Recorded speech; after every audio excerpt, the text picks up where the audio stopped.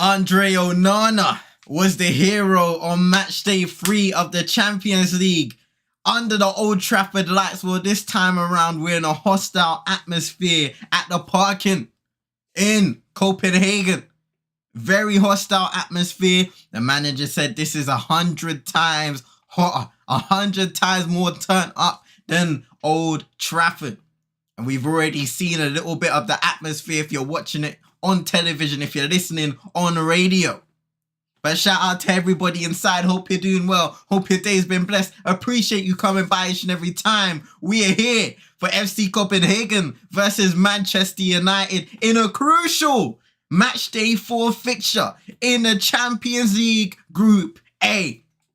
Manchester United have 3 points. They are third in the group behind Galatasaray and Bayern Munich, who are top, won all of their games with 9 points. So it is crucial that today Manchester United get the 3 points once again. It is crucial, to be fair, to get 3 points throughout the entirety, throughout the rest of this Champions League group stage, because it was a poor start.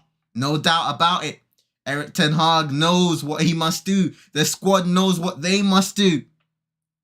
You know, there's a stat that basically said, there's a stat that basically said that Erik Ten Hag has already lost as many away games, even though it's won, as he did as the Ajax manager in 16 Champions League fixtures, away fixtures, should I say.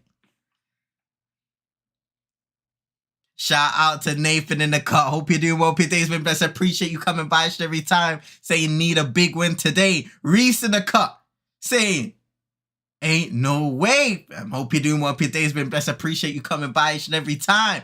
And shout out to man like Readers. He was here earlier saying smash the like and support. You know what to do. Smash the like, hit the notification bell, share to your friends and frenemies. You know what to do, people. Shout out to Reese man saying I'm chill, broski. What you saying? Glad to. Hey, it's been a minute. It's been a real minute. And shout out to everybody, whether you're on YouTube, whether you're on Twitch. Make sure you show some love either way. On Twitch, hit that follow if you're new. Share to your friends and frenemies. Interact with everybody in the chat. If you're on YouTube, hit that like button. Subscribe if you're new. Share to your friends and frenemies. We've got an interesting game to see today, to react to today. But you know, I'm not too bad, Reese. I'm doing well. It's been a good last few weeks. We're almost in the Christmas period, which is a bit mad. This year has flown by.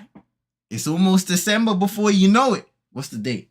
It's the 8th. Okay, maybe I'm getting a bit carried away. It's the 8th of November. But nonetheless, it's almost Christmas. Before you know it, what do you think the score will be? And that's a very good question, Nathan. Everybody in the comments, in the chat, let's get some score predictions going. Do you think Manchester United are going to get a victory? Do you think Copenhagen are going to take advantage of that home crowd? Or is it going to be a draw? What do you think the score is going to be? For myself, I said yesterday that I was confident. And I don't know if this is going to come back to bite me, but I said I think Manchester United will win 3-1. Now, it's kind of wild because we've been struggling to create chances. We've been struggling to score goals and to go away from home and to perform in the way that I envisioned it in my mind. It kind of seems impossible right now, at least. But I guess we'll have to see. I'm a big boy now, officially an adult. Congratulations, Reese. Congratulations. Hold on a second. I don't have a big... Come on, man. Congratulations. We had to get the soundboard out for that. Man. Shout out to Reese in the cut, man. Congratulations to you. And I know your birthday, obviously, was close by. So I hope you had a wonderful one. Hope you shared it with the people that mean the most to you. All of that good stuff. For 3 days already going bored, fam. Hey, listen. Might have to take that trip to Turkey, you know, bro. Can't be doing that. 3 days. An adult for 3 days. Nah. Listen, get the peas, the streaming peas. Save up, fam. Put it in the kitty. And you're going to Turkey next year, bro. But listen, ladies and gentlemen. for this Champions League fixture. There's been a lot going on in the last day or so of the Champions League. Barcelona losing. I mean, what a game that was. What a result that was. In fact, let me bring it up on my computer real quick. Because I know Barcelona, they've been catching a lot of flack as of late. Man City winning 3-0 against Young Boys. Atletico Madrid, a 6-star performance against Celtic. Antoine Griezmann, I'm a big fan of him as a player and he continues to thrive. Alvaro Morata scoring goals as well. What a result it was for AC Milan to get that 2-1 victory up against PSG. Paris Saint-Germain not having a great time in the Champions League this year, and it looks like it may be another year. Obviously, they are real rebuilding. It's a very different side under Luis Enrique, but still, there are high expectations. Now, they do sit second in the group. Dortmund first with 7 points and Milan third with 5. So it's very close. Even Newcastle United, some people are writing them out, but they have 4 points. It only takes a few results for things to swing around once again. So we shall see. We shall see indeed. Shout out to Super Nick. Hope you do more days with bless. Appreciate you coming by every time. Saying Højlund to score. Not sure which one. Nah, don't do that. don't do that, man. Don't do that. Nathan saying 2-0 Bruno Fernandes double. And that's a positive one, man. Bruno Fernandes double. Let's see what happens. Hey, let's see what happens, ladies and gentlemen. I'm excited for this one. I really am. And I'm always excited to commentate, to cover the game, all of that good stuff. Nicks in the Mix coming over as well, prepared for the shocking stats to hit. Yes, we've got some stats on deck. Some stats that I might have to save for later on. Some stats that I'm going to be dishing out throughout the matchup as well. I already gave you guys one in regards to Erik ten Hag and him losing as many away games in the Champions League at Manchester United as he did at Ajax. That's a crazy one already. But in regards to the presser and some of the things that, well, some of the main talking points, in my opinion, he spoke about Marcus Rashford being very committed, of course, in a week where he was completely out of the squad. Now, at the time against Fulham, he said that he picked up a knock, but we all know about the party incident, him going out to party and it being dealt with internally. They spoke about Rasmus Højlund and how he has settled into the team, of course, with Christian Eriksen right next to him in the press conference. And he spoke about how, as a team, they can do better. They should be doing better and they can do better in order to create more chances, not just for Rasmus Højlund, but for the entire side, for that entire attack, whether it's Marcus Rashford, Anthony, whoever's playing there, to be honest. Sometimes you'll see Bruno play on the right. Who knows? Anthony Martial, even though I know the stocks are very low on him at this moment of time. Nicks in the Mix saying, I've got my music playing from early just in case. And yeah, listen, shout out to Nicks in the Mix to lower the stress levels, all of that stuff. Put on some music, enjoy the occasion. Grab a snack. Whatever you need to do, you do it. And I will get this out of the way immediately from the very beginning to everybody that's here. At halftime, in the description, you will see a link to the community Discord, the 22's Discord server. At halftime, I always give you the opportunity to have your say on the game, what your thoughts are and how you think the rest of the game is going to go. There is a channel on the left-hand side under basic voices called General 1 to 3. You can join any channel. I will be there at halftime and even at full time if you're willing to do so that you can have your say on stream. So just keep that in mind. I will remind you at halftime as well. But going back to some of the press conference quotes, you spoke about Manchester United returning to form and how changing the team on a regular basis has contributed to a little bit of inconsistency. The injuries, of course, Casemiro, Lisandro Martinez are not expected to return from injury until after the Christmas period, which is, of course, a big blow, missing out on our starting centre defensive midfielder and a starting centre back. Arguably our best player last season Lisandro Martinez. So those are two big blows from there, but the team are just going to have to continue to fight and to get results. Otherwise, the manager will be in trouble and some of those players will be in trouble too. And another thing that I found quite interesting is Erik ten Hag's continuous backing of Antony. Now, he isn't starting tonight on the wing. I suspect it will be Marcus Rashford on the right-hand side and Alejandro Garnacho on the left-hand side. But Erik ten Hag continues to back Antony.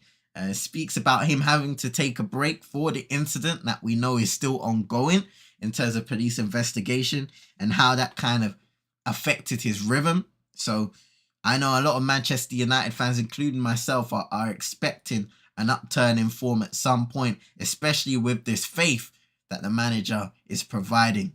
Will it pay off? I guess we will see in the coming games, in the coming weeks, months, who knows? Who knows, ladies and gentlemen? But the players are in the tunnel. The parking is loud, is hostile. The theatre of nightmares, a long banner being held up by those Copenhagen home fans.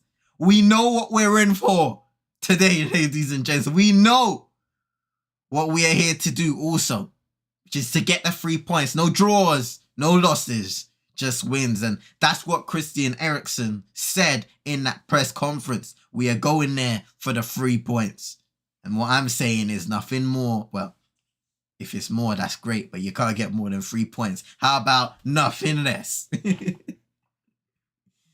All right, let me turn this up real quick. This atmosphere it is something though. It is something. And I'm looking forward to it. We haven't even looked at the lineup properly. I mean, touching on some of the guys that are starting. Andre Onana in goal. Harry Maguire, Johnny Evans, a centre-back partnership again. Diogo Dalot, Adam Wan-Bissaka as the fullbacks. In the midfield, we've got Bruno Fernandes, Christian Eriksen, and Scott McTominay. And an attack, Marcus Rashford, Alejandro Garnacho, and the young Rasmus Højlund leading the line. On the bench, Altay Bayindir, Tom Heaton, Victor Lindelof, Sergio Reguilon, Rafael Varane, Sofiane Amrabat, Omari Forson making it to the bench, Hannibal Mejri, Mason Mount, Facundo Pellistri, Antony, and Anthony Martial. Let's see what happens. Let's see what goes down, ladies and gents, as the players are making their way to the tunnel. We will hear the iconic Champions League music in a moment's time. Your theatre of nightmares. Bruno Fernandes is looking across, smiling, smirking at the banner itself. The Copenhagen manager, Jakob Nistrup, was very confident in his side's chances of getting a result today, of their performance at Old Trafford. Make no mistake, Copenhagen are not coming here just to participate.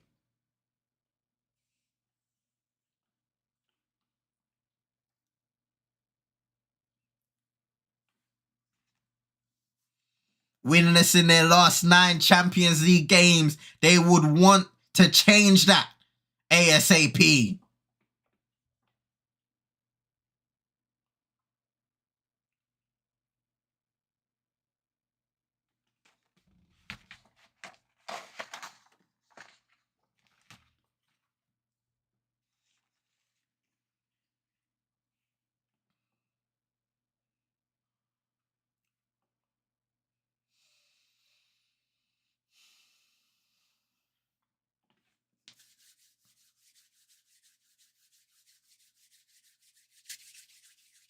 And you can see the flares going already. The flares are lighted already. These are the atmospheres we're here for. In European football. In the Champions League.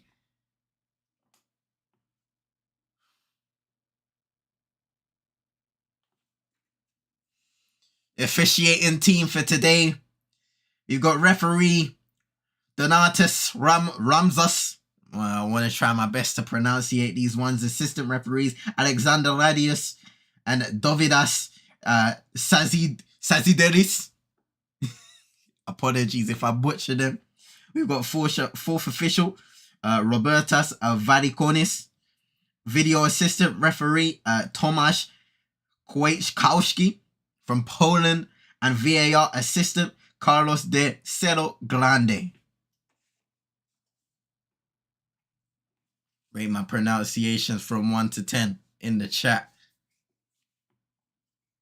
I give myself a solid 6.5. Maybe 6.5. Who knows? Both captains shaking hands for this game. Victor Claesson and Bruno Fernandes. Super Nick saying nice 7.5. Thank you very much. I appreciate that. I appreciate that.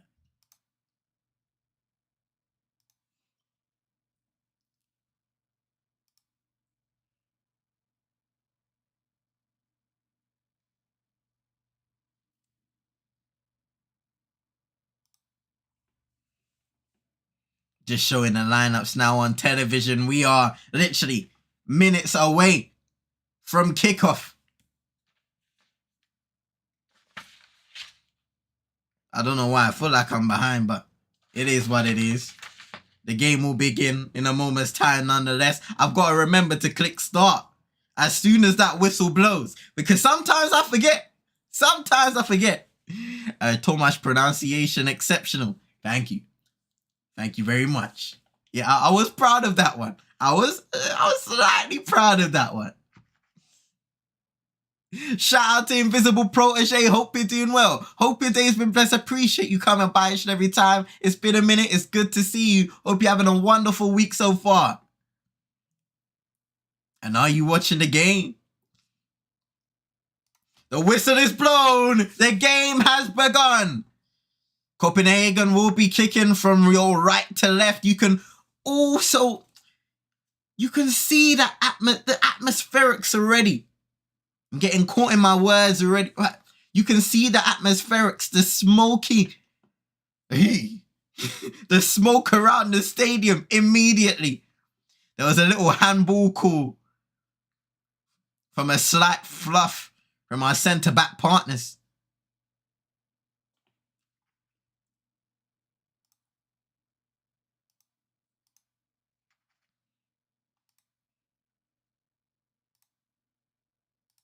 Uh-oh, hold on a second. I'm just seeing Super Nick. Nix and the Mix just play the sound. And it's not playing. Hold on a second. I know what's gone wrong. I definitely know what's gone wrong here.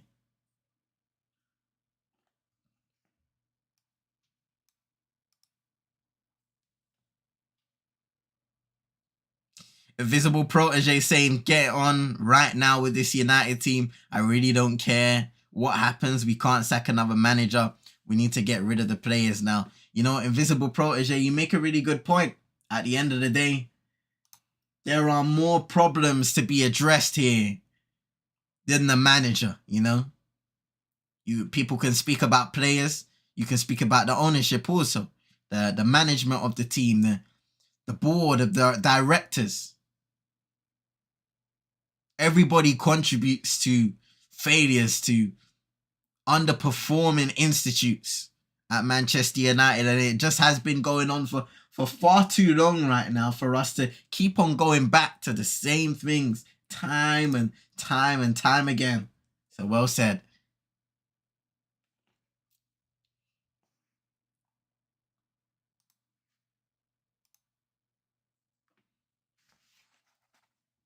This one's for you, Super Nick. Why To be honest, they can't get rid of the players like that, but if they did, I wouldn't be surprised if they brought in 11 duds. And there you go. The people that are in charge in the hierarchy, they've been failing this club for far too long. Here's Johnny Evans. Ooh, a little shaky touch there, but he's able to get away with it. Diogo Dalot playing at left back. Bruno Fernandes smashing that ball out to the right-hand side. Marcus Rashford brings it down sweetly. Alan Wan-Bissaka making an overlapping run. He'll check back and play a nice pass into McTominay across the area. 1-0 Manchester United. Rasmus Højlund with the goal. Early on and a crucial goal. Come on. There's the sounds. It's working. Shout out to Nick's in the mix. 3 minutes in. 1-0 Manchester United. Rasmus Højlund. Excellent attacking play. Bruno Fernandes. High pass out to Rashford on the right-hand side. Rashford brings it down. Nice little inverted overlap by Wan-Bissaka. He receives it. Tracks back on the ball, and instead of giving it to Rashford, you see the run from McTominay. The space is there for him to run onto the ball, smash it across the face of goal, along the ground for Rasmus to tap into the back of the net. 1-0. Excellent start to the game, and just the start we needed in a hostile atmosphere. Big up Wamby saying, Nick's in the mix. Come on. We needed that. Invisible Protege saying, Ratcliffe coming in. It's just another rich boys club coming to get a piece of the pie, man. And those are the thoughts of negativity that plague us as Manchester United fans, unfortunately, in regards to that, you know. Nunes would have missed that, saying Invisible Protege. You know what? I'm a fan of Darwin Núñez, but he does miss some chances that make you feel like he is a bookie guy.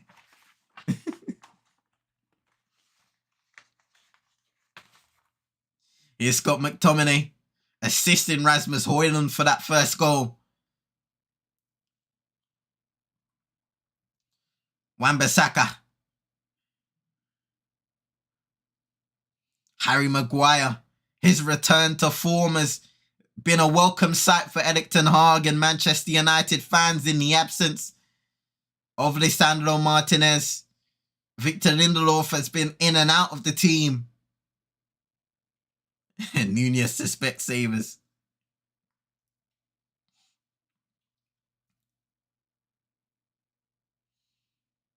Here's Delo. Nice bounce by Garnacho, and he's on his bike. Højlund playing to Wan-Bissaka, but the pass was far too strong, and it's out for a Copenhagen throw-in.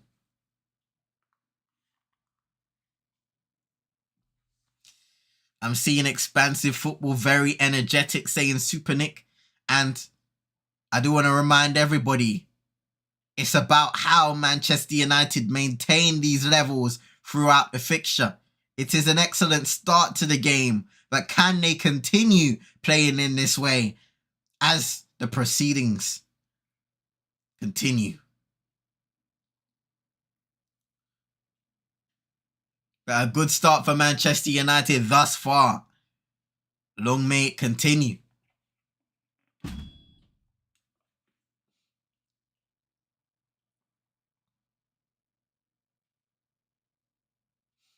Here's Johnny Evans.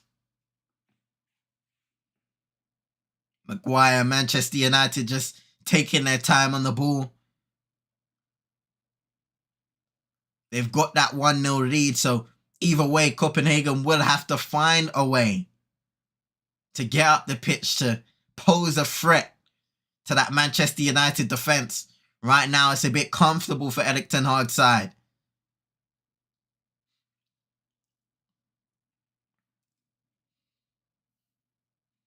Here's Maguire.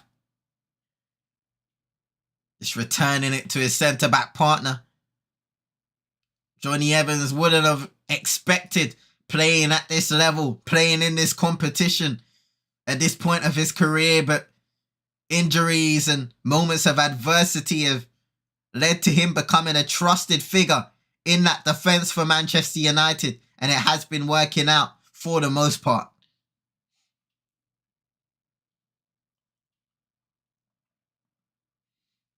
Here's Christian Eriksen playing his first club game in Denmark.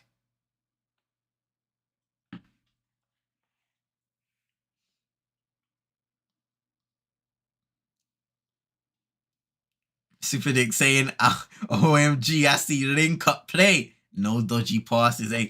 Karma. Karma, karma, karma.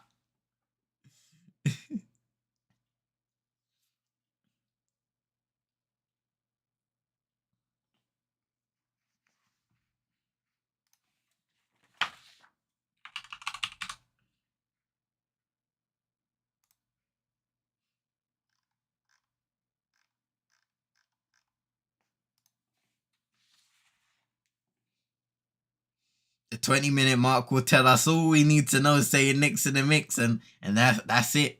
20 minutes and onwards. How can Manchester United maintain the levels of this performance? What the hell?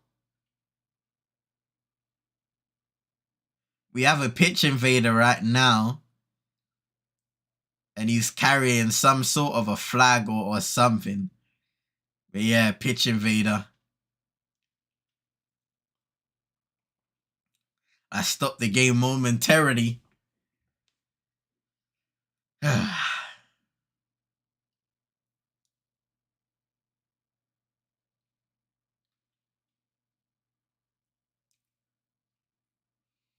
It's a moment where it kind of kills the momentum of the game completely.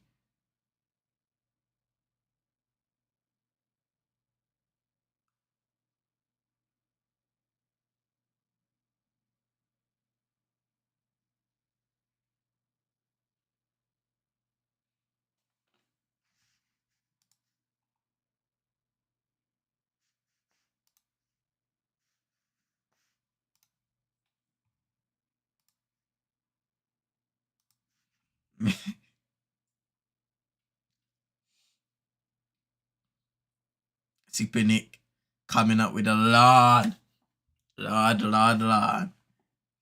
Invisible Protege saying free up Palestine. Children don't deserve that, man. Listen, innocent people. The points that are always brushed aside when it comes to world conflict are the facts that innocent people every single day perish because of these conflicts, because of these pointless wars.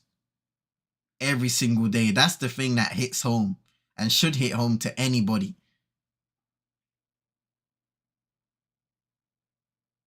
Here's Bruno Fernandes.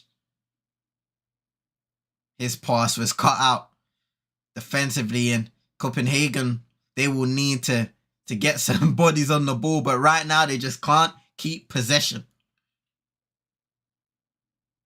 Here's Bruno.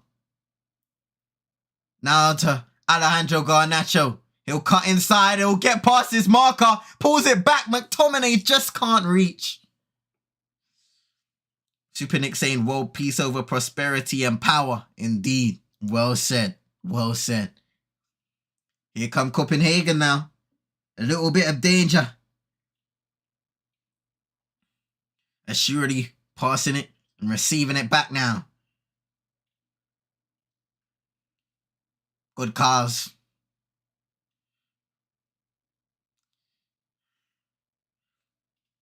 Here's Falk driving forward now for Copenhagen. A little bit of space to strike and saved by Onana. Trickled along the ground, but a little warning sign. The defenders just backed up and allowed Rasmus Falk to drive forward from that central midfield position. Invisible Protege saying still have no clue what it's over. Can't they just divide the country in an equal and fair half and say we couldn't? Listen, I don't even know Protege, man. I don't even know. And I don't have the full expertise to kind of go into detail to that level. But conflict is never a nice thing to see, for the simple fact that they were kids. You know what I mean? Innocent people, wherever they are, just trying to hide, trying to stay safe, and they are still affected one way or another. They're just showing a replay of the goal now. Excellent build-up play from Manchester United. And, I mean, Rasmus Højlund just continues to score in the Champions League. He just continues to put that ball in the back of the net. How many injuries these physios need sacking? Oh, dearie me. Don't tell me there's another injury for Manchester United, but I will tell you, it hasn't been a good start in regards to, oh yeah, Johnny Evans. I didn't even realise that, but Johnny Evans limping off the pitch right now. He might give it a go, I'm not too sure, but he's walking rather gingerly. Oh dear.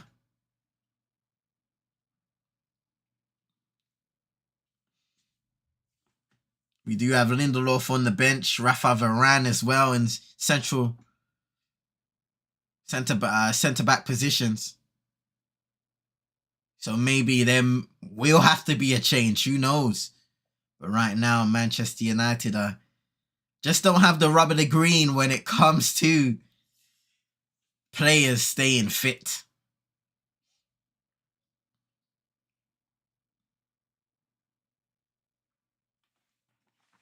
It is frustrating. It is unfortunate. And it is a situation where we're just left here saying, oh shit, here we go again. Here we go again, bruv.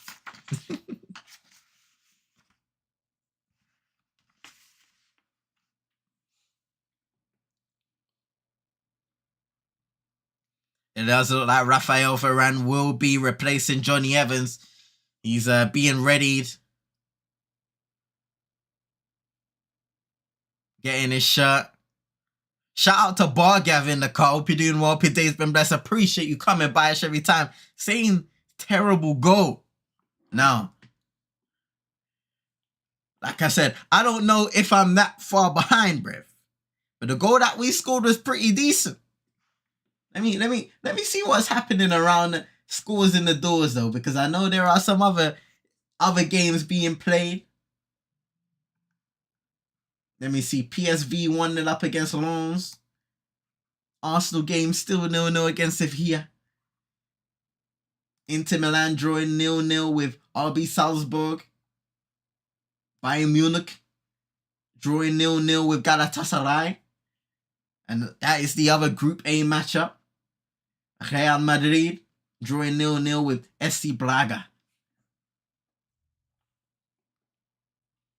Hey, Varane is an upgrade saying Barga. Well, that's the funny thing, right? Raphael Varane hasn't been given the opportunity to play. It's been bewildering to a lot of Manchester United fans as to why Rafa Varane hasn't been playing. Obviously, over the course of his Manchester United career, we have seen injury issues on more than one occasion. And that is the thing that continues to worry Manchester United fans, and I'm sure the coaching staff, but we would love to see him in the lineup more times than he isn't. Let's just say that. Visible Protege saying, I think you's not getting anything this year and rebuilding for next is the way to go at this rate. We don't get top 4 in any comps. Hey, Manchester United fans, including myself, are going to have to possess a lot of patience if they want to return to being a consistently good side. Keyword, consistently. Because we can be a good side in stretches. But if you want to be a side that is a consistent threat for trophies, for league titles, there's going to have to be a total rebuild from top to bottom. And that just doesn't just mean on the pitch. That means with personnel, ownership.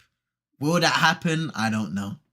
I don't know. I'm not 100% sure, especially with the news that keeps on getting relayed. But we can only hope and pray that one day we get given the goods. Bargav saying, get why Ten Hag has to be backed. But what if he really is the problem? And that is a question a lot of people are asking. A lot of people believe also Bargav, you know. And Invisible Protege says it in the chat. We are like 5 managers in. David Moyes. I'm not even going to count interims. David Moyes, Louis van Gaal, Jose Mourinho, Ole Gunnar Solskjaer, and now Erik ten Hag. And then interims, we've had Ryan Giggs, Michael Carrick, Ralf Ragnick. You can count Ole as an interim because he went from interim to permanent. But I mean, there's been so much turnover over the last decade at Manchester United. And Something has to change. The way we think has to change. And I understand what Bargav is saying. Erik ten Hag has a lot of flaws. We have seen a lot of flaws on his side in regards to the way he has managed certain situations this season on and off the pitch. But are we going to continue looking at the manager and saying, we need to get rid of him, it's time to go, bring in the next guy, and then when the next guy starts to struggle, it's his problem again, and we need to change manager again, and it's that vicious cycle. Hope and pray, hope and pray. Say the visible protege. Rhyming accidentally. We have a slight break in the game right now. Players just keeping warm amongst themselves. Raphael Varane, I can confirm, has entered the pitch. Referee just holding the ball right now, waiting to be able to resume with Andre Onana.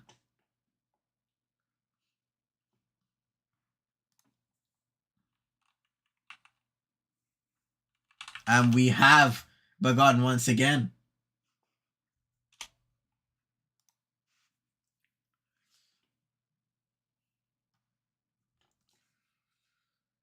We spent so much. Oh no, there may have been a medical situation in the crowd. So prayers to them. Hopefully they'll be all right. Protege said we spent so much on players because they know we are desperate. But at this point, back the manager, giving the players, change the backroom staff. And for the love of God, we need a new stadium, say the visible Protege. Whether it's refurbishments or a new one completely, I'm sure one day we may see that, but not sure in the near future. You guys get to see best players in the world. Problem is your core group continuity.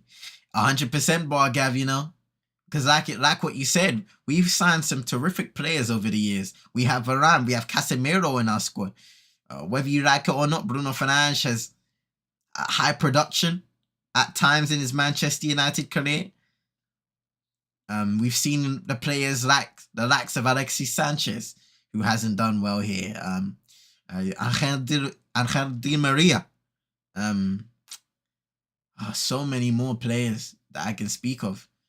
A young Memphis Depay, even though he wasn't a world beat at the time, Paul Pogba. There's so many great players over the years that just don't end up working out at Manchester United. And you have to ask why that is.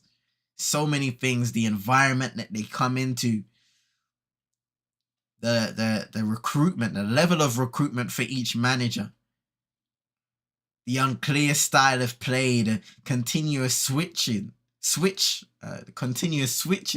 of our style of play, from pragmatic to wanting to play football to transitional baseball, back to pragmatic. Who knows?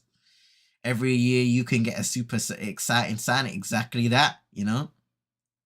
Exactly that, Bargav. Manchester United can get the players.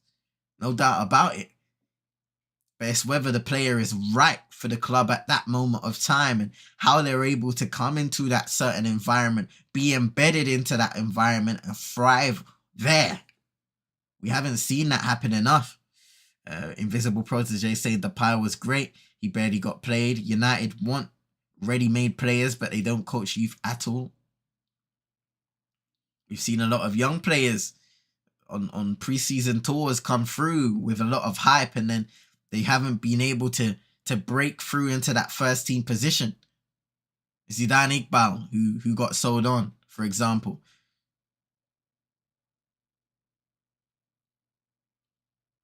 Taif Chong, who's playing for Luton Town now. Tendon Mengi.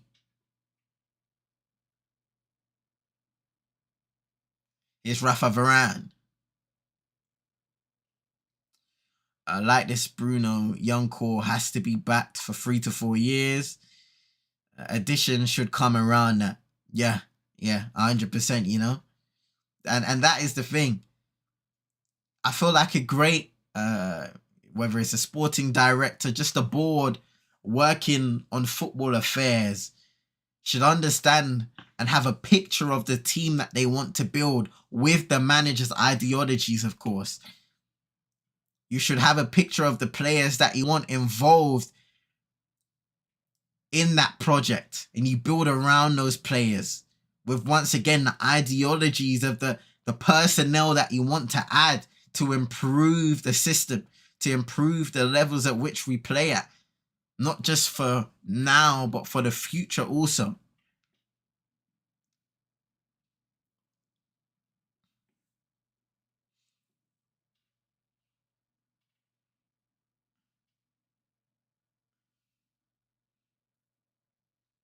Favreau. Ankerson passing it back now. Favreau getting it back. Nice little passes here from Copenhagen, and they're making their way forward now. Ball into the area. It's a dangerous one, and Onana gets there just in time. That was very alert goalkeeping by Andre Onana, as Ashuri was making his way into that back post area. Alan Wan-Bissaka was almost caught out. Eddie Anusi put in a dangerous cross, and Ashuri caught Wan-Bissaka sleeping. Almost.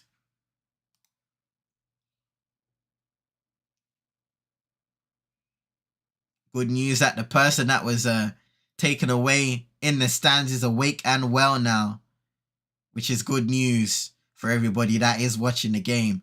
Here's Bruno Fernandes. Evades a couple challenges, and then eventually the ball's taken away from the Portuguese international. Here's Ashuri. Outside the boot pass, but it is inaccurate. Tried to find Goncalves. It was nowhere near. Out for a Manchester United goal kick.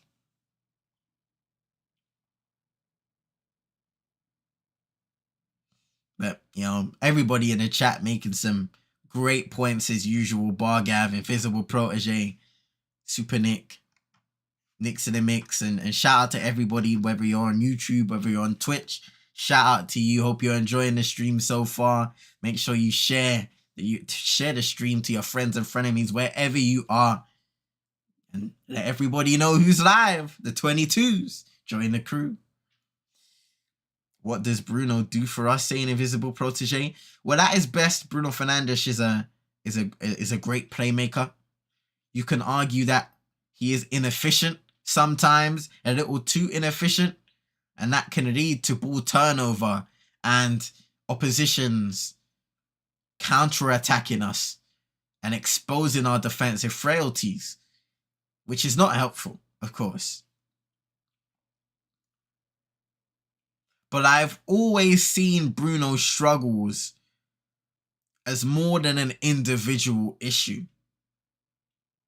More so a group problem.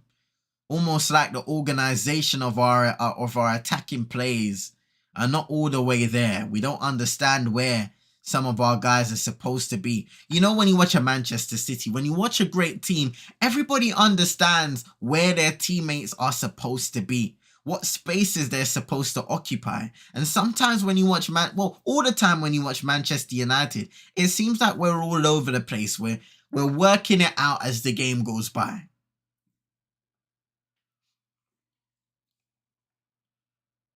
Nice hold up play there by Højlund. Wan-Bissaka just trying to keep the ball. Oh, a little heavy touch there by Rafa Varane. It was a difficult pass. Surely, ball in, headed away by Maguire. Here's Bruno Fernandes. Poor header away. Counter attack. Now, Alejandro Garnacho. Højlund's up with him. Garnacho. Højlund! 2-0! Manchester United! Rasmus Højlund! We do it all for real! Come on! Shout out to Readers United! We are so amazing. Look at us winning a game. Rasmus Højlund with a double on the counter-attack. Garnacho's shot was saved, but Højlund doubled the lead. 2-0 for Manchester United.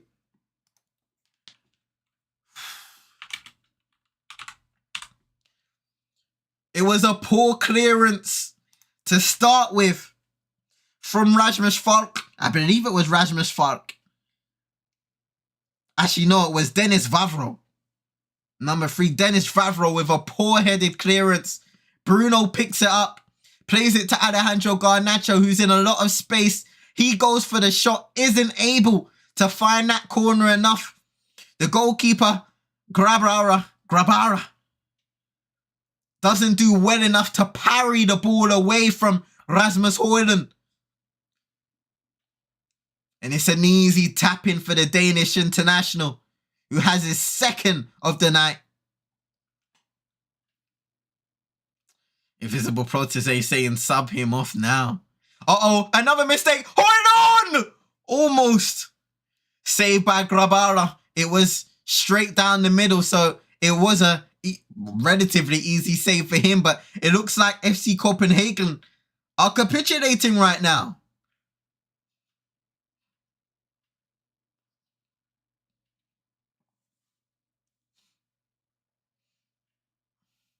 Bruno Fernandes to deliver this corner kick now. Eriksen offering as the short option. Ball into the area. Maguire! And saved. Next to the mix saying Copenhagen looking vulnerable. Their manager full of hot air. Well, you know, it seems like the atmosphere at the Parken has kind of been silenced somewhat. Because you heard them pre-game. You heard them at the start of the game. And I think Manchester United's quick and early start has shocked the home crowd, has shocked the home team.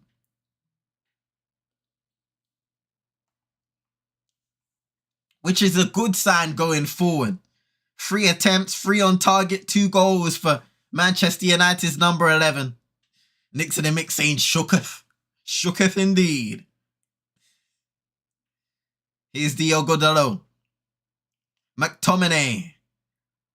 Into Harry Maguire.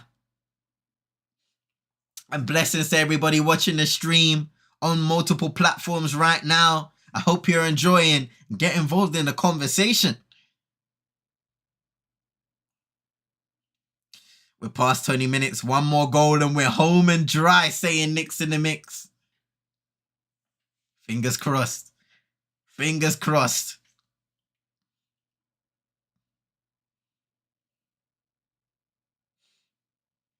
Here's Vavro.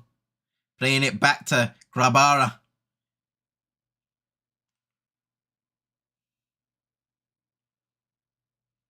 Yelet. Trying to switch play once again. Really saying, we are the best team in the world. Bruh, what's going on? Don't go anywhere. Hey, head gone. Listen, it's rare. It's rare you see a performance like this from Manchester United. 2 early goals? Let's enjoy this. Let's enjoy this. Arsenal have taken the lead against Sevilla. Leandro Trossard with the goal.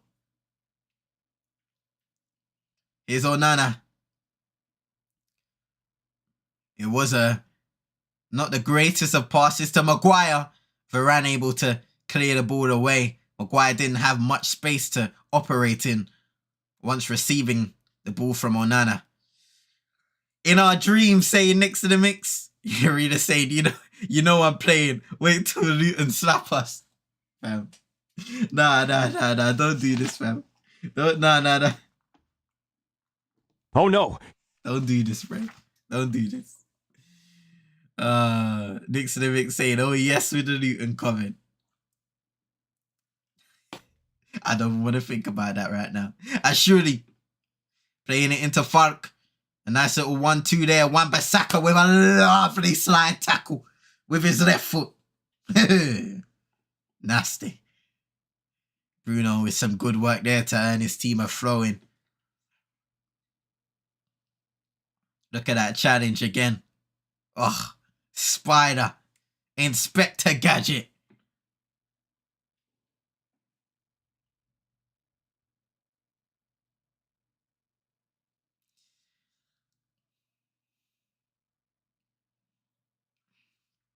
ETH can get some rest tonight. Well, It ain't over till it's over.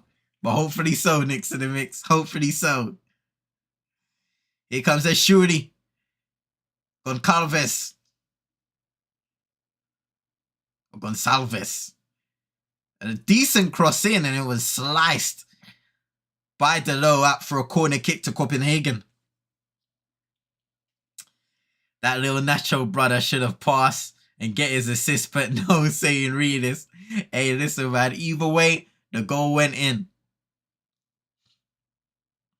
I thought at the time it was a slightly difficult pass to play. Maybe he did leave it too long to get that straight on assist. But I guess we'll see on replays, huh?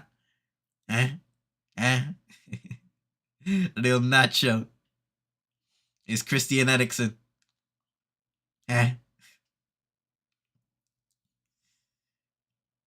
Bruno almost getting caught there. Marcus Rashford not able to bring the ball under control.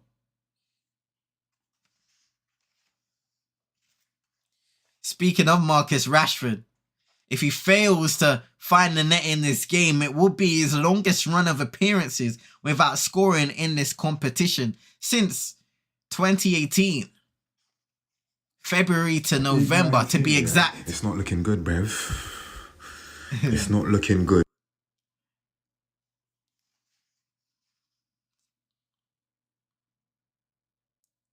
Well, not quite invisible protege, because with this victory, Manchester United will be on 6 points. Still some work to be done, of course. With Galatasaray being on 4 points, and their game is currently 0-0 against Bayern Munich. So, of course, a win would be favourable. Would be favourable for us, especially if Bayern are able to get that victory and we'll go up to second. But there will still be work needing to be done with us having to play Galatasaray, of course. And Bayern Munich still in our remaining group stage fixtures.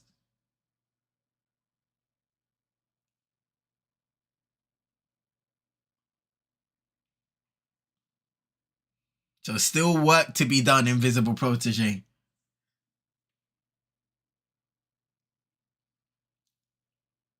Real Madrid have taken the lead against Braga. I believe that is Brahim Diaz with the goal.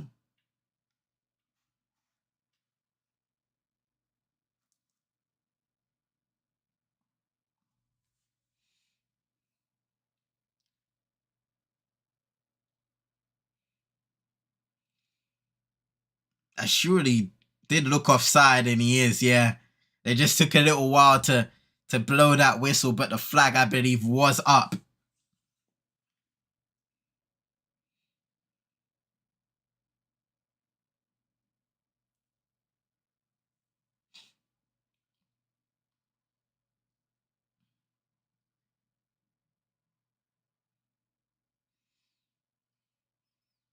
Elias Ashuri, Tunisian international.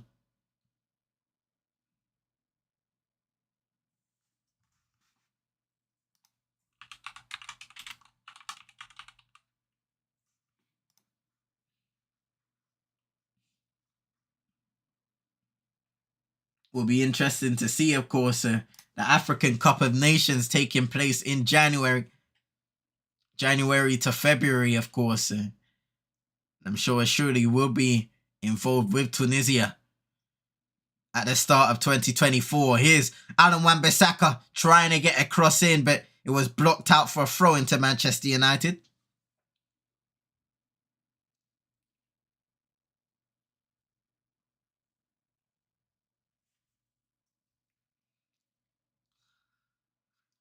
Rashford showing himself and receiving, bouncing it back to his right back now, Rafael Varane. Eriksen. Now Marcus Rashford playing on the right-hand side. Whips it into the box. It was a dangerous delivery. Headed away, just about dealt with. Defensively by Copenhagen. Manchester United can just win possession back once more. It has been a rather comfortable performance thus far in the first 40 minutes for the Red Devils.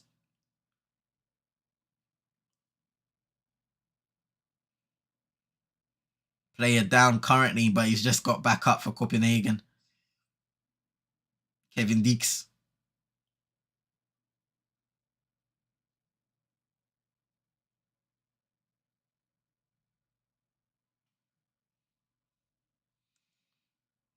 Here's Vavro. Nice little pass there by Rasmus Falk. He's been at the heart of everything that's gone on in the center of midfield for Copenhagen so far in this game, and he receives it once again. Just playing 1-2s, has the ability to dribble and drive forward with the ball. Surely taking on Wan-Bissaka and Rashford, and in the end, the duo just about are able to deal with it as Wan-Bissaka clears with the left foot. Garnacho with a lovely first-time pass. Bruno Fernandes playing in Rasmus Højlund. He has a chance to run. Once again, he's on a hat-trick. Rasmus Højlund scuffs it wide.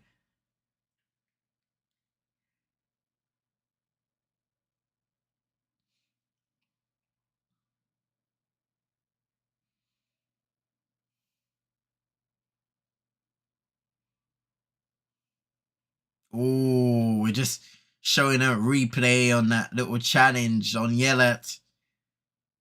And he is down currently for Copenhagen. It was a tough challenge where he kind of rolled his ankle. And you can see the Rasmus Højlund chance there. He just really scuffed that shot. Could do better. Probably should do better. Rasmus Højlund. We need to score more, saying Readers United. A potential red card check. From the situation where Marcus Rashford and Wan-Bissaka dealt with the surely attack. I believe it was that.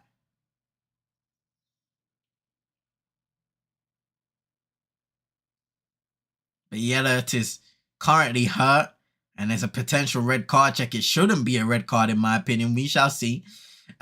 You are like 15 seconds in front of me. How? I don't know. Maybe you have crap internet. Saying invisible protege. Today is my day. Yes.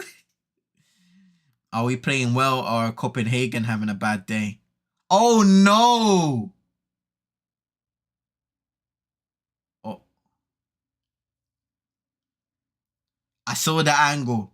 I saw Marcus Rashford stamping on it. He's checking the monitor. Oh no.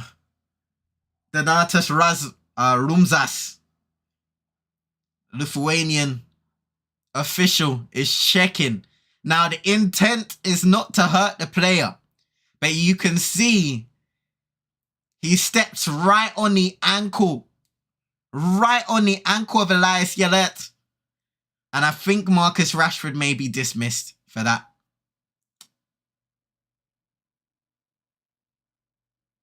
Oh my. You know, Rashford was trying to step ahead. You can see he's trying to step ahead and secure the ball. He's coming out. Yeah, Marcus Rashford. Marcus Rashford has been sent off.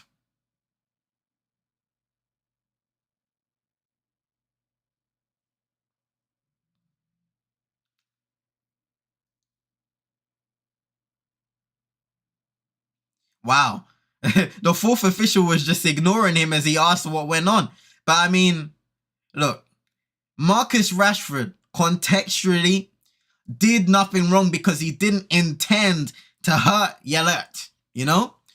He was trying to step in front of the player. We're seeing it again.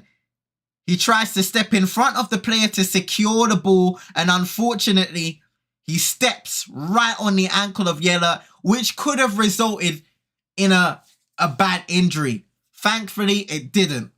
But contextually, we can understand that Marcus Rashford did not mean to injure or tackle Yellert with any malicious intent. And that will be the most frustrating thing about that red card. Never that. Where does he put his foot? Saying invisible protege. The player's coming into him, turning. Exactly that. And that's another thing. Rashford doesn't exactly know where the player is. He knows that somebody's in and around the vicinity. So once again, he's trying to secure the ball. It's off the crossbar from the free kick. It was knocked on. Copenhagen almost got one back. Ball in again. Onana catches. And just like that, game on. United down to 10 men. Invisible protege says, give the yellow and done. Rashford did nothing wrong.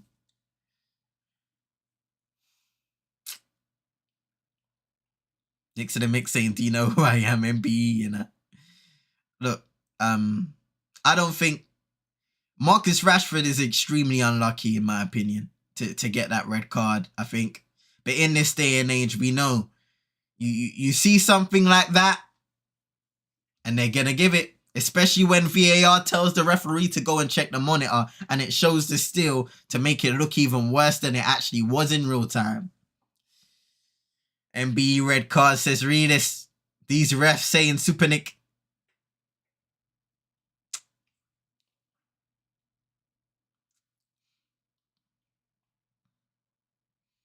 So just like that is a potential lifeline for FC Copenhagen, who haven't been great at all in this first half, as we are approaching the 45th minute. Ball into the area. Gonçalves 2-1. Elianusi with the goal. Across into the area. Why you do it, John Croft? Diogo Gonçalves knocking it across in. The former Southampton player, Mohamed Elianusi, gets the goal back, and Manchester United are in trouble. 2-1.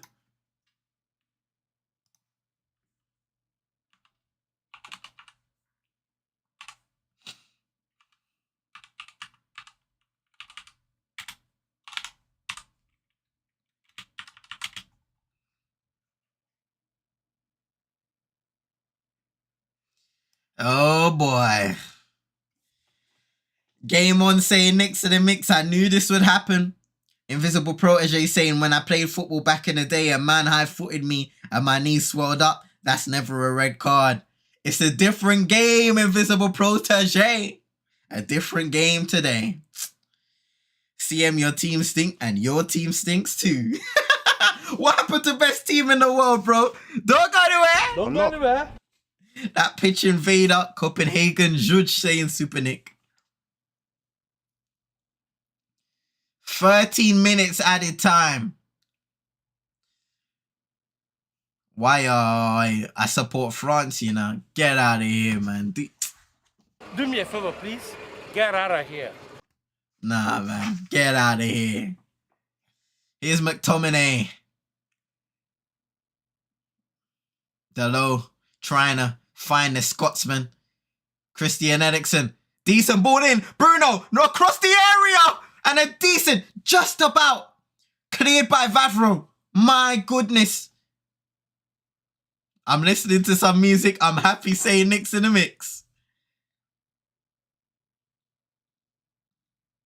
Here's Yellet, the man who was challenged by Marcus Rashford. The challenge that resulted in his red card. Gonçalves trying to play it across. Wan-Bissaka getting it cleared momentarily. Yellow again. Surely Felk into Gonçalves. Shifts it. Blocked by Varane. His shot. Long range strike by Dix. And it goes wide. And he's trying to get that crowd going again. You can hear they're energized once more at the parking.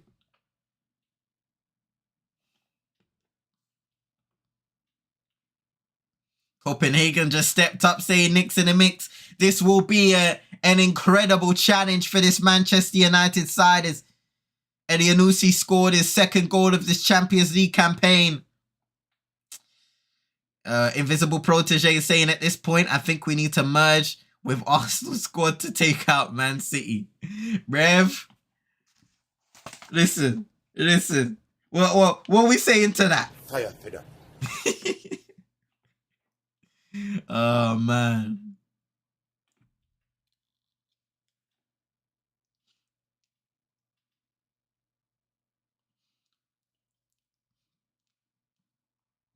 Here's the low. Garnacho, nice quick feet to get away from his marker and play it back to Diogo. Here's Andre Onana, playing it long this time with no recipient. Uh-oh, poor pass out the back by Copenhagen. Here's Garnacho into Bruno Fernandes. Nice challenge by Folk, but Bruno still has the ball, drives into the box, and in the end, it's a slide tackle out for a Manchester United corner kick again. Protege said, we are getting robbed. Oh, dearie me. Well, this will be a very, very difficult game. As we get closer and closer to halftime, ladies and gentlemen, check out the link in the description to the community Discord where you can have your say, general voices, general 1 to 3 in the basic voices channel, sorry. Fluff me lines. Here's the low. Into Garnacho. Taking on his defender, can't get past him. Delo just looping it into the area, headed away. And now he's a shooty. And here comes the Copenhagen counter-attack. Onana was high. It was a dangerous clearance, but he does just enough. Just enough. Otherwise, Manchester United would have been in problems if Onana didn't play that high line.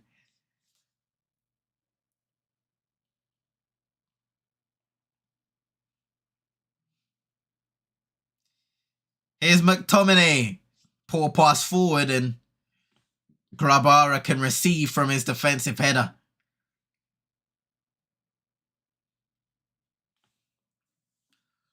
Here's Rasmus Falk. Elias Yellert, the 20-year-old Danish. It's Falk again. Surely. Gonçalves with the ball. Ankerson now. Vavro with a strike forward. I don't know if that was a cross or a shot. It looked more of a shot to me, but it goes completely out of play and relieves the pressure for Manchester United. And yeah, that was a shot.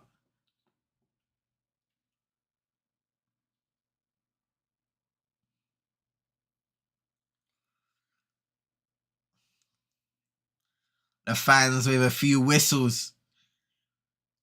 We're seeing a bit of game management right now from Manchester United's goalkeeper,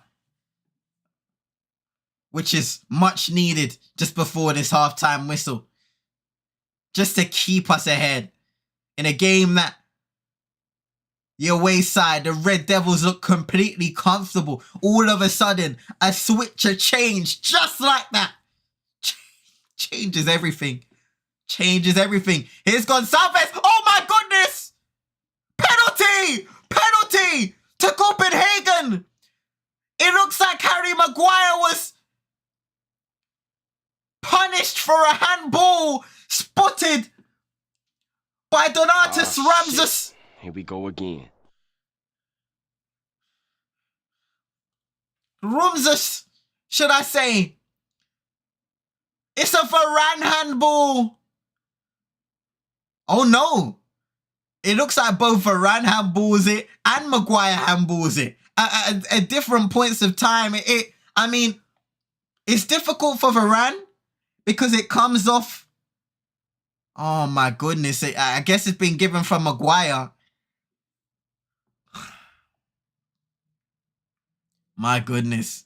Super Nick, Protege, that merge makes sense. The Maguire is over saying read this. Nick's in the mix saying no.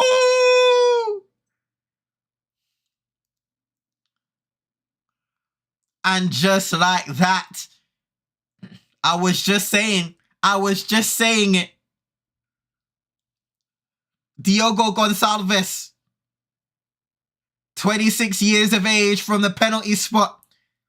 Portuguese up against Andre Onana, who saved that crucial penalty against Copenhagen in the reverse fixture at Old Trafford. Can he do it again tonight to preserve Manchester United's 1-goal lead? The referee's making sure everybody is behind the line.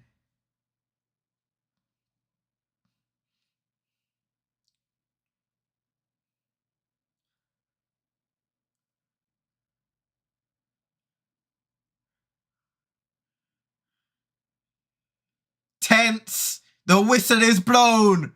Small run up. Gonçalves 2-2. Copenhagen are level at the Parken Stadium. Just like that. A switch. A red card for Manchester United. And the game has turned on its head. Copenhagen 2. Manchester United 2. Oh boy. Oh boy.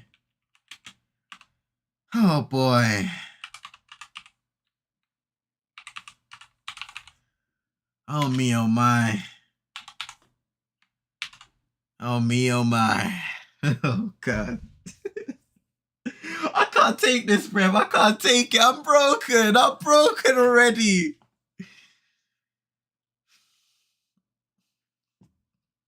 Oh, what is this? 45 plus 9? Lord, Lord, Lord.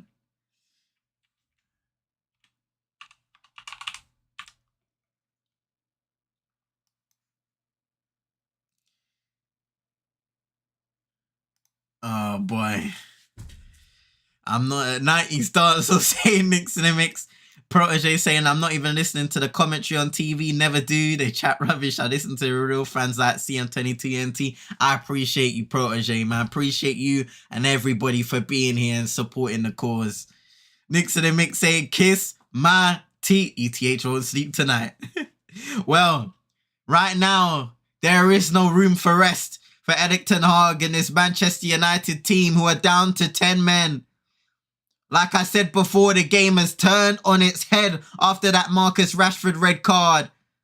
And somehow they need to recompose themselves and find a way to win this game. A draw is not enough for Manchester United tonight.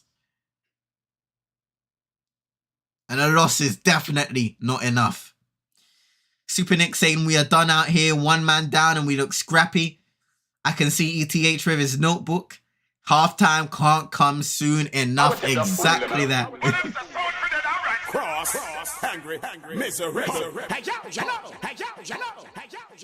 Oh, man. Oh, man.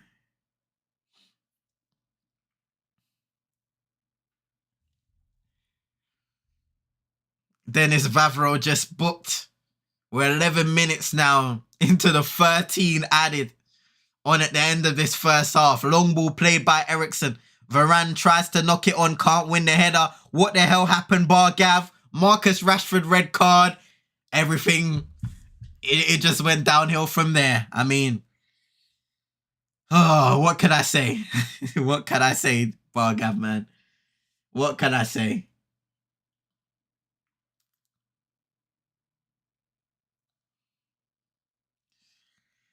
Here's Elias Yellett.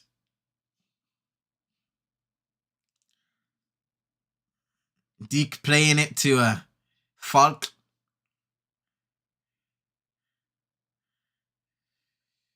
Elianusi, red card for what? So basically, Marcus Rashford and Aaron Wan-Bissaka were attempting to win the ball back. And we looked like we were able to do that.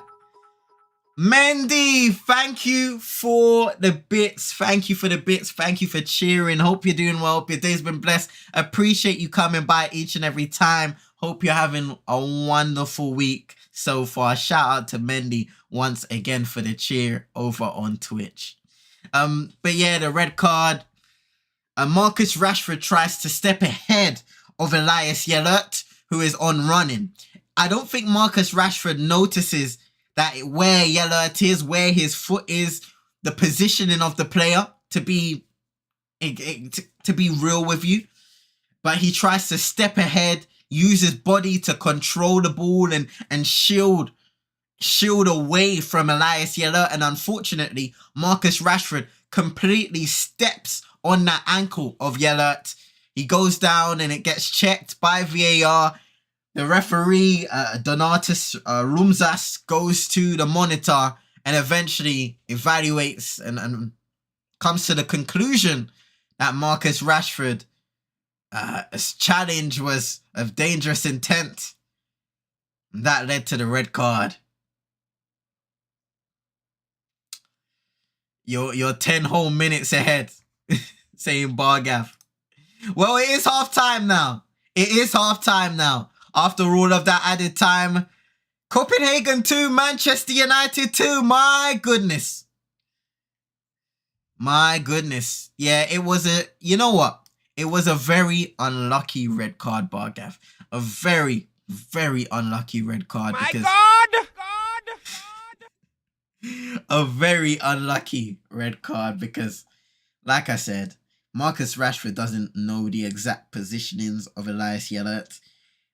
He's just trying to shield the ball away, use his body to shield the ball away from any opposition players so Manchester United can get the ball cleared.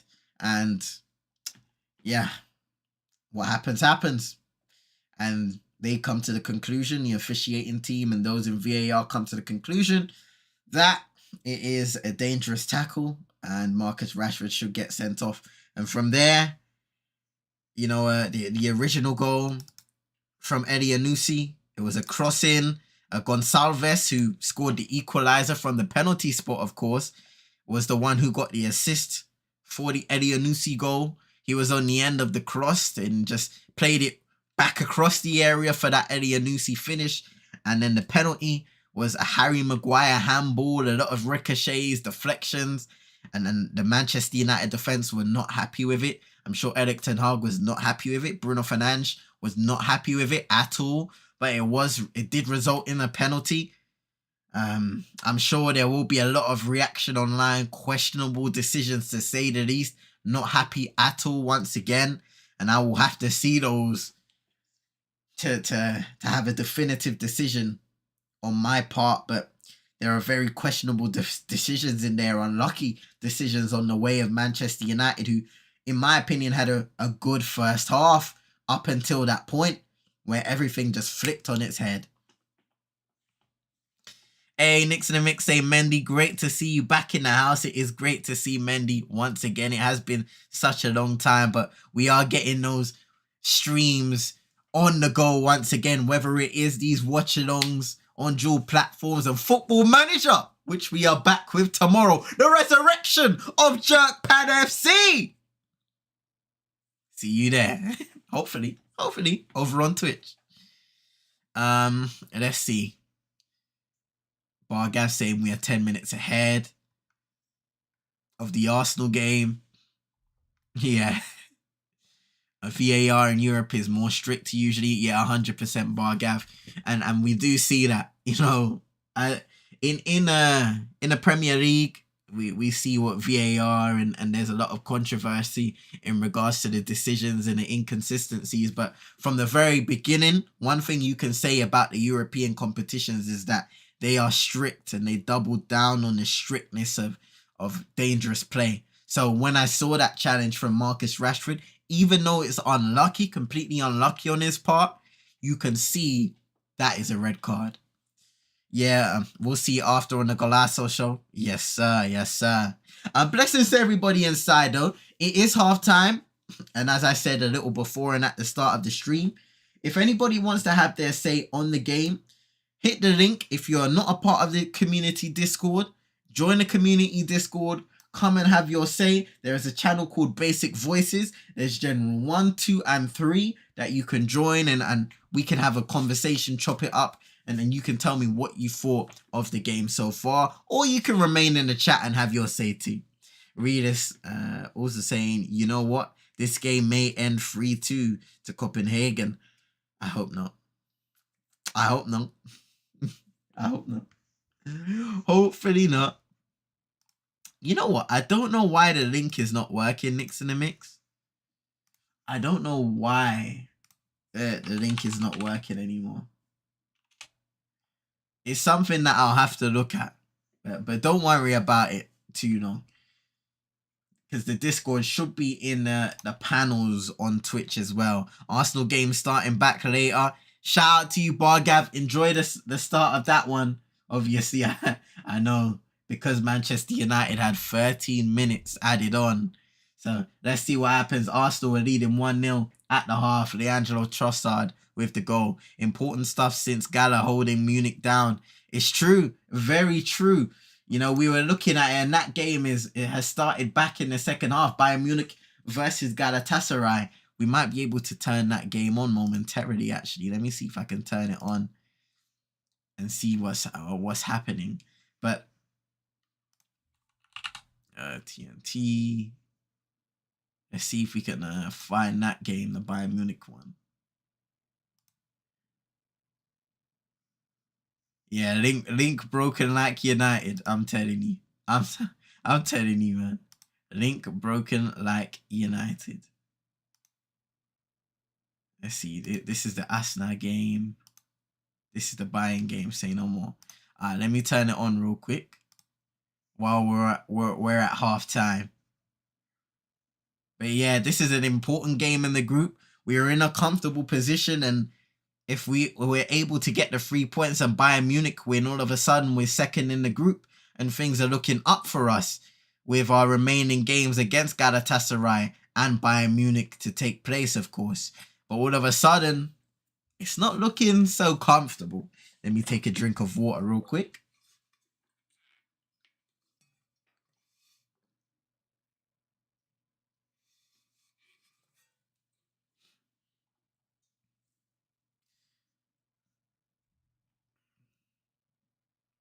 I was about to say, it looked like Galatasaray were on their way to counter and try and score a goal. We don't need that.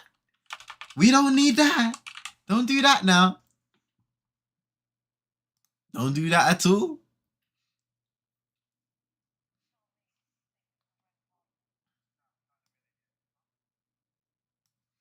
Yeah, I'm seeing the Marcus Rashford challenge again. I mean, it's unfortunate, isn't it? Really is unfortunate.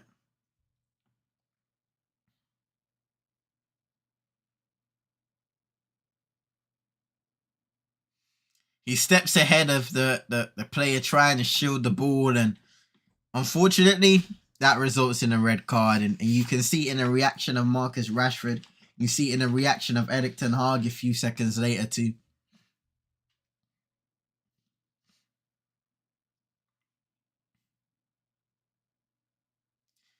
Paul Scholes saying this is where the referee's understanding of the game needs to come into question.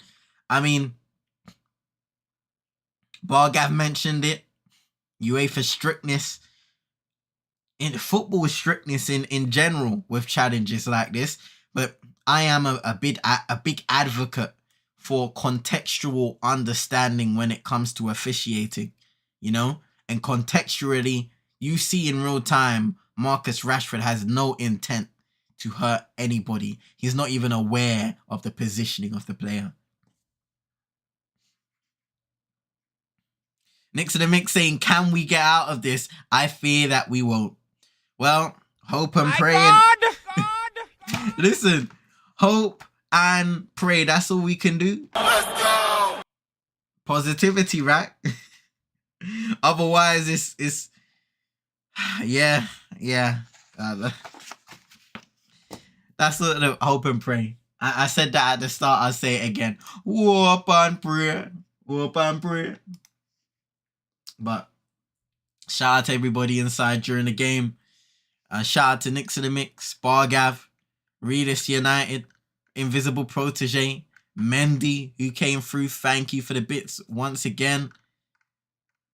Ah, man, just much love to everybody who has come here. Shout out to Nathan, who was here earlier in the stream as well. If you're still here, Reese as well, if you're still here. Shout out to everybody who has been here so far. Next to the mix saying music is saving me, you know, from the stress and all of that stuff. And look, once again, credit to you. I don't blame you. Let me make sure I reset the timer too. Get that 45 minutes ready to go.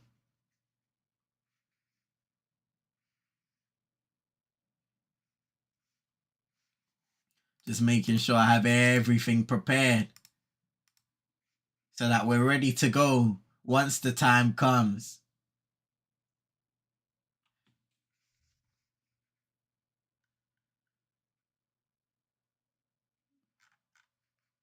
And I do have to say, on a personal note, Mendy, hope you're doing well. Hope you're doing well, my friend.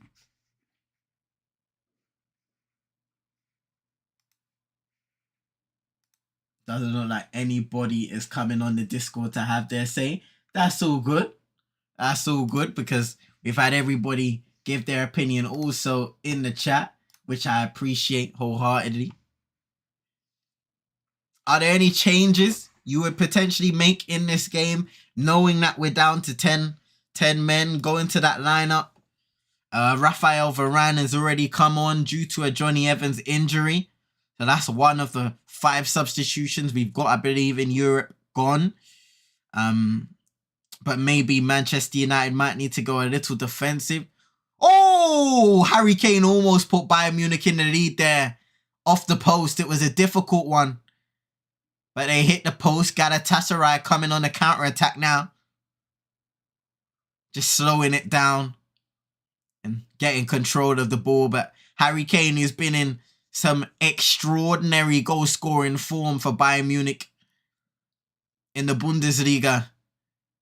Already scoring multiple hat-tricks. Almost put them in the lead once again. But yeah, I mean, we have Region who can come on. Victor Lindelof. Sofian Amrabat, who's a defensive midfield option. Some guy you might expect to come on for the likes of, I don't know, Christian Eriksen, Scott McTominay potentially, who knows. Hannibal Mejri is a scrapper in the middle of the park, a guy that will fight to the depth. Maybe it is a big call, but you give a Hannibal Mejri an opportunity to come on with strict instructions. Mason Mount, of course, is there. Hasn't quite got going in his Manchester United career just yet. Wearing the number 7 shirt. We know the pressure that can and the expectations that can come behind that, but he hasn't quite got it going and has even lost his space in the team, unfortunately, so far. Facundo Pellistri, Anthony Martial, we probably won't see those players maybe until the latter stages of the game, but we do have to remember there is a fixture to be won here if you are Manchester United. A fixture that needs to be won. So it's not all smooth sailing just yet. Not at all. You can see that Kingsley Coman cross. I believe it was Goretzka who headed the ball on, and Harry Kane was stretching. Just couldn't guide the ball into the back of the net.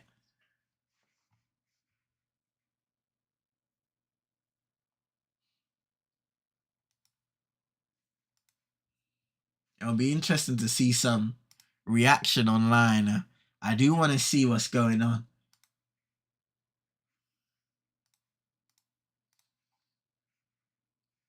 Let's see, Manchester United, Copenhagen.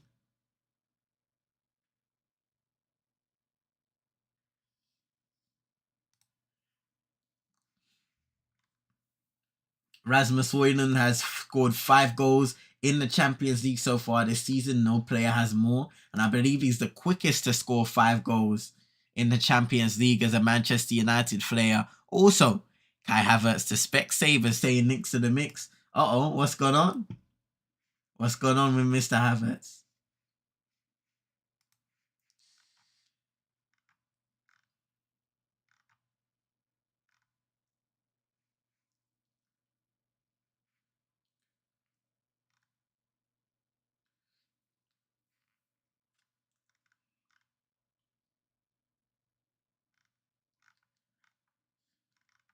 Man, oh man.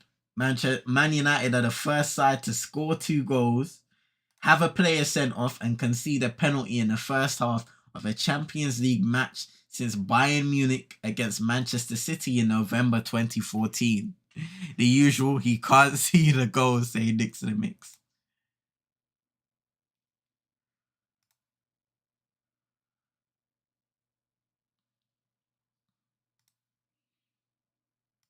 It looks like the game will be restarting sooner rather than later. FC Copenhagen are out and raring to go. Sofyan Amrabat is warming up. Indications that he may be coming on for Manchester United.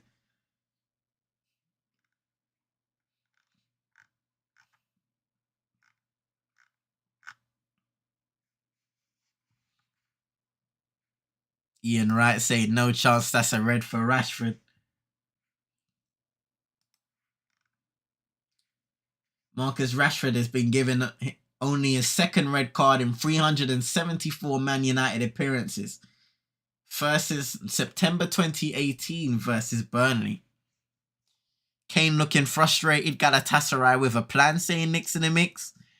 Indeed that. But this is a big 45 minutes for Manchester United. Copenhagen as well, but more so for Manchester United, wanting to get out of this group stage in their return to the Champions League. It would be very disappointing if they were to exit this early in the competition.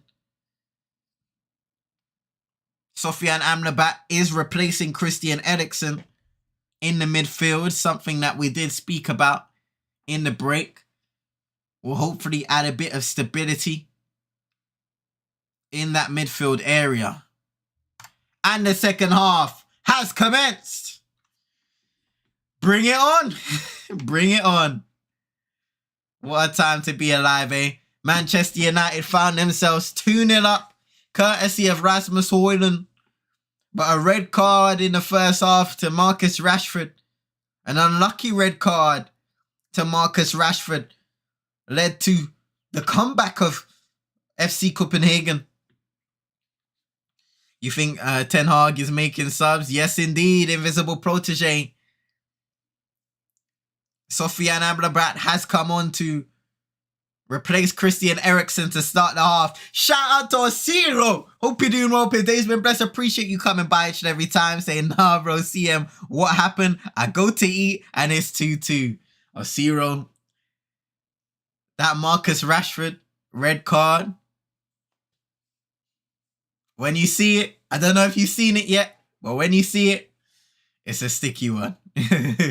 and after that, we just lost it. We lost the sauce. The penalty as well given for the equalizing goal, scored by Diogo Gonçalves. It's extremely unlucky, man. Extremely unlucky. Big man thing, yeah. It's not looking good, bruv. It's not looking good. I don't know what to say. It is unacceptable. Unacceptable.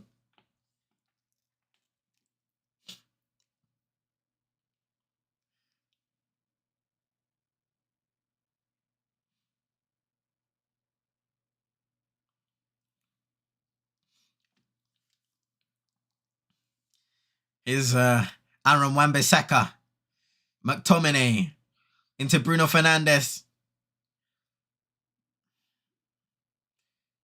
The two substitutes combining in Rafael Varane and Sofyan Amrabat. Garnacho into Harry Maguire. Plays it sideways to his centre-back partner. Not the one he started with, but the one he most likely will end with now. God willing. Knock on wood.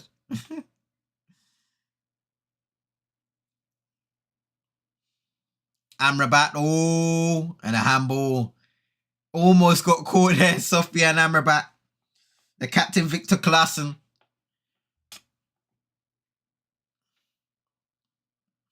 Yeah, hit his hand.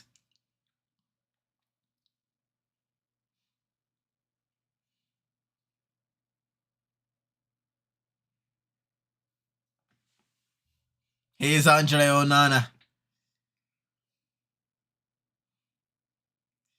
Wan-Bissaka.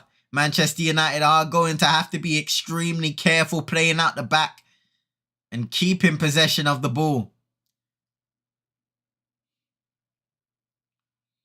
Galatasaray are looking to press a little higher now when given the opportunity, which you would expect against 10 men. Here's Diogo Dalot. Nice pass into Garnacho, bounces it into Amrabat. A switch of play over to Aaron Wan-Bissaka on the right-hand side. Bruno Fernandes.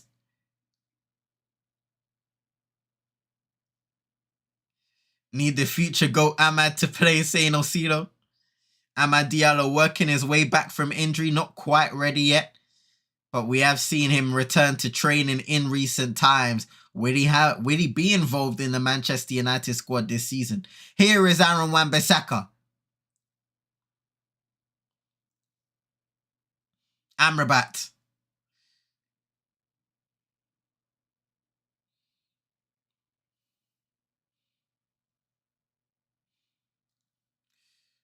Amrabat receiving the ball back from Bruno Fernandes.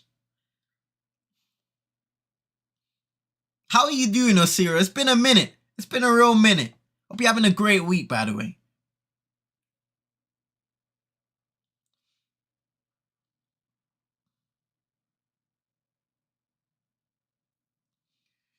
Maguire.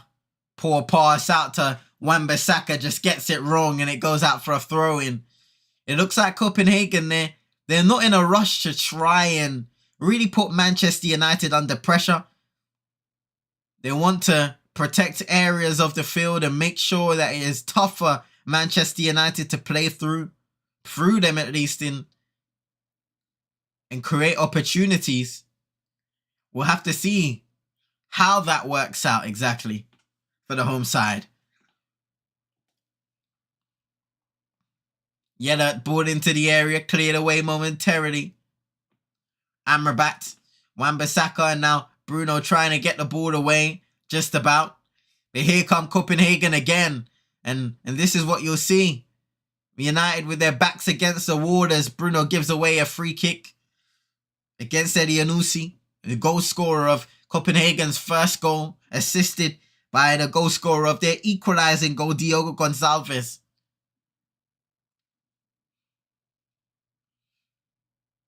Manchester United's goal scorer in the first half was Rasmus Højlund.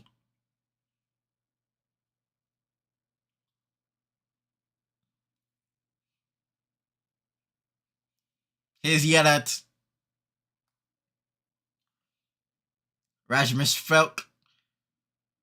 Now Vavro taking a long shot again and saved by Onana. It's not the first time that Dennis Vavro has flirted with that long shot. He's got it wrong on one occasion, but this time around gets the shot on target. Just not enough power. Easy enough for Onana to save. Diogo Dalot playing a dangerous ball across the box, but it works out to Wan-Bissaka. Here's McTominay. Now Bruno Fernandes into Rafa Varane. Rasmus Højlund needs to just hold up the ball and he does so. Amrabat over to Garnacho. A little opportunity here for Manchester United to try and make something happen. Dalot saved by the keeper. Dalot will get it back now. Amrabat, first time in and it was towards nobody, to be fair. But a nice little attack. This time around it was in an easy save with the chest of Grabara from that Dalot shot. You would have wanted it to be squared across the area, but it was an awkward position. Here's a shorty, clip towards the back post! Whew. And Victor Claesson just couldn't get the power on that header. He was always backtracking at the back post. And Onana could just catch it.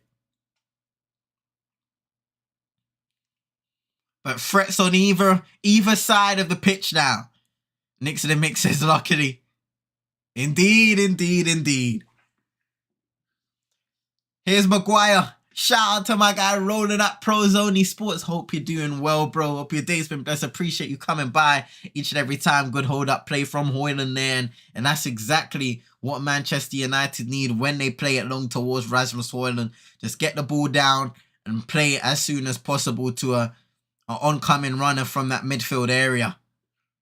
And make sure you go and subscribe to my guy Roland at Pros Only Sports on YouTube. We will be doing the Big 3 NBA show back this Thursday, speaking about everything that's happened in the association. Arsenal, I can confirm, have just gone 2-0 up. Bukayo Saka doubling their lead. Real Madrid are 3-0 up against SC Braga. Vinicius Jr. and Rodrigo, the other two goal scorers in the second half. No goals in the Bayern Munich Galatasaray fixture. PSV Eindhoven still 1-0 up against Lens.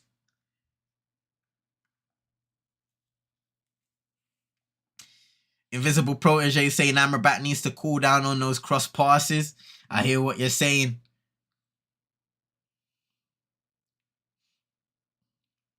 Shout out to my guy Redis United as well, who has been here on the stream. Make sure you go and show him love on YouTube. He's also doing a watch-along to this game. Show him some love over on Twitch as well. Was earlier playing his football manager career with, I believe, Paris FC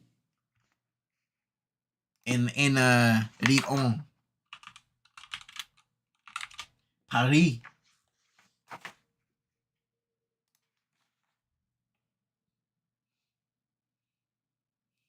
Here's Vavro.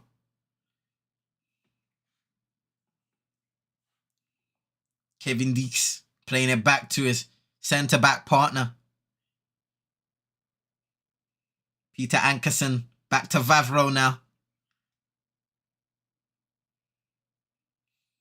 Elias Yelet back to the Slovakian Vavro.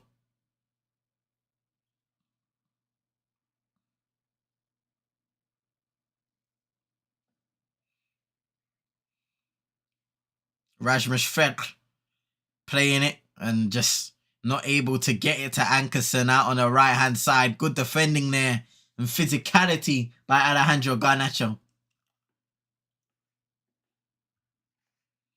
The game that happened earlier today between Napoli and Union Berlin ended 1-1 in Group C.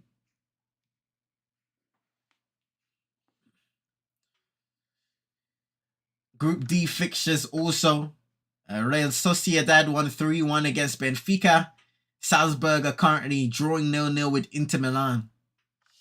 Copenhagen are either trying to trap United or they are happy with a point. And that's exactly what I was thinking, bro. Because you can see they're not exactly, oh no. Whew, Klassen won back the ball. United get it back and clear. But you can see they're not exactly putting United under immense levels of pressure. They're just staying in their shape and looking to capitalize off a misplaced pass from a Manchester United player, which is an interesting strategy, knowing that going into this game, even with a draw, they'd be on 2 points and still not in a favourable position in Group A. Bottom of the group currently, FC Copenhagen.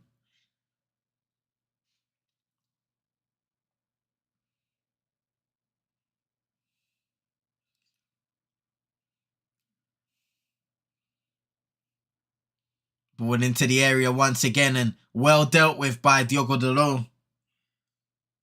Elianusi, I believe, was in the area waiting for it. Well defended. Elias is surely put the ball into the area towards the back post. Here's Wan-Bissaka playing Scott McTominay. First time forward, receives it back from Bruno Fernandes. Now Diogo Dalot.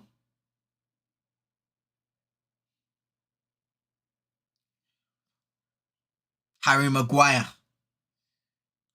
Manchester United just a little static right now.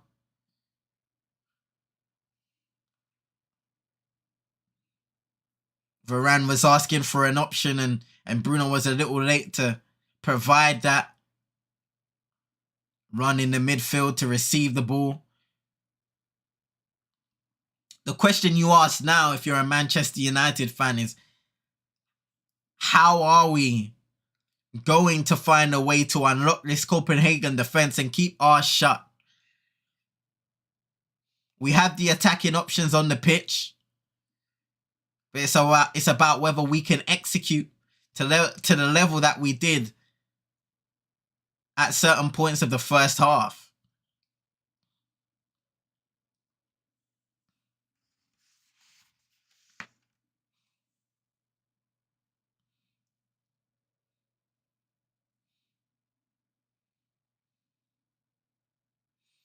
Manchester United have only won one of their last 7 away games in the Champions League, with that one victory coming at Villarreal in November of 2021. So this would be a massive victory if they can get it, if they can regain the league. That victory was under caretaker boss at the time, Michael Carrick, if you remember.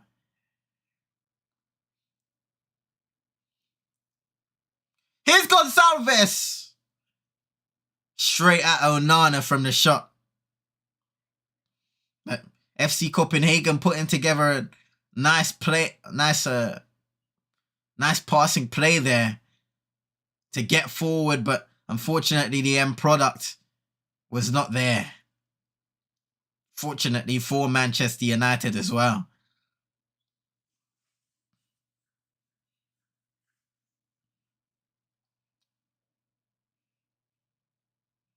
9 overall attempts for Copenhagen to Manchester United 6 in the game. Copenhagen had 16 attempts in the reverse fixture at Old Trafford against Manchester United, which was their most ever in a Champions League away match. He's Kevin Deeks.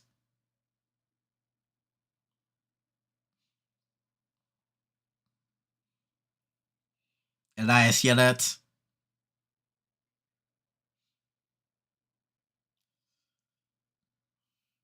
Ankerson playing it to Elianusi.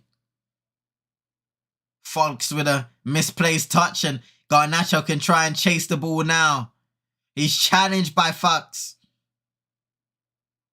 Good work by the midfield number 33 for FC Copenhagen. Been very instrumental in everything they've done this evening. Elianusi headed it across the ball. Victor Claassen just couldn't get the ball cleanly struck. Here's Falk. Elianusi! What a block by Harry Maguire. But he is flagged for offside.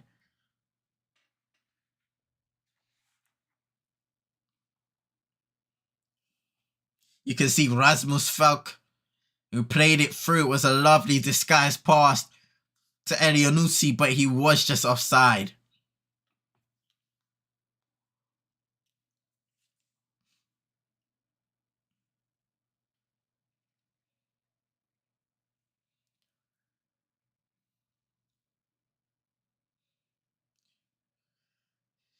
What is the better scenario for United? Qualify for the knockout stages, drop into the Europa League, or eliminate it altogether?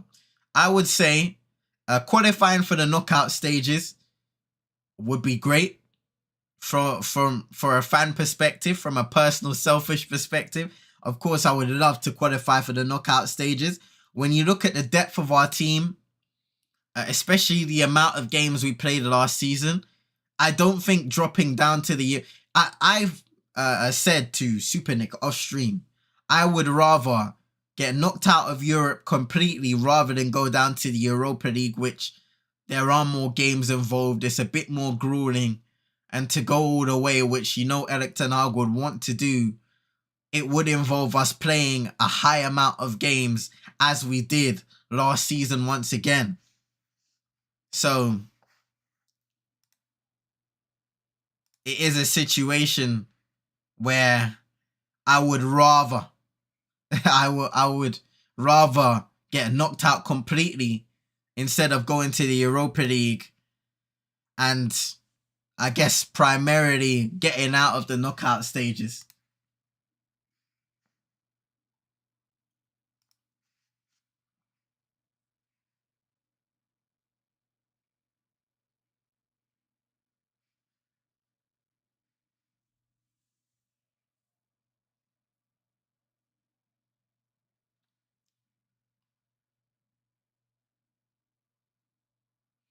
Here's Andre Onana.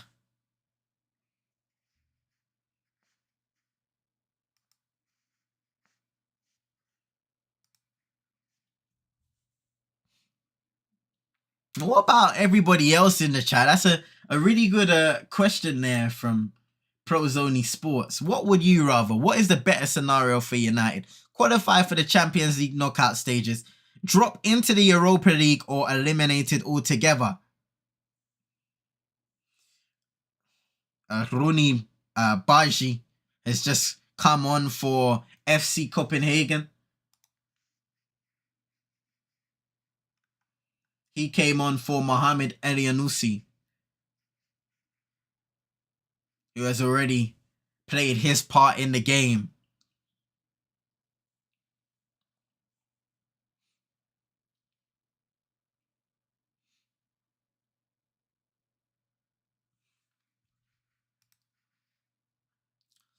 Rasmus Højlund is currently down. Nixon and Mix says elimination.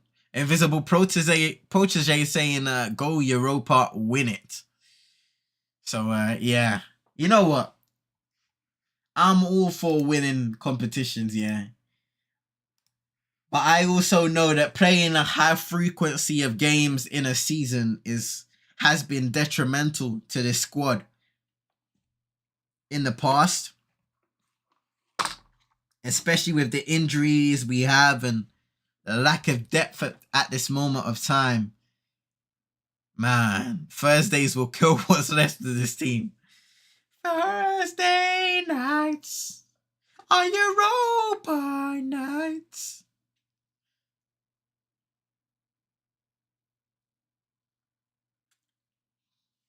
A free kick for Manchester United, just into the area of Copenhagen. Bruno Fernandes will look to clip it into the area towards Harry Maguire. He just about wins it, but Rasmus Falk clears it away. Manchester United players are claiming there was a handball in the area, but there is no interest from the referee. Harry Maguire, McTominay, Rasmus Højlund still asking the question. Let's have a look here.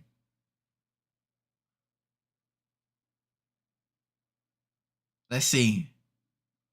It does hit the hand.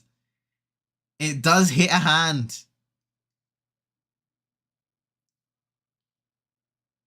And his hand is outstretched. I will say that. There is a VAR potential penalty check.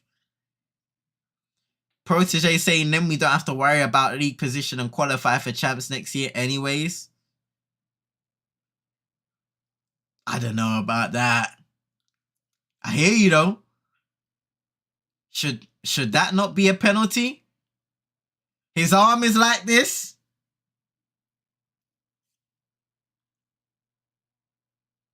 I believe that should be a penalty. The arm is there.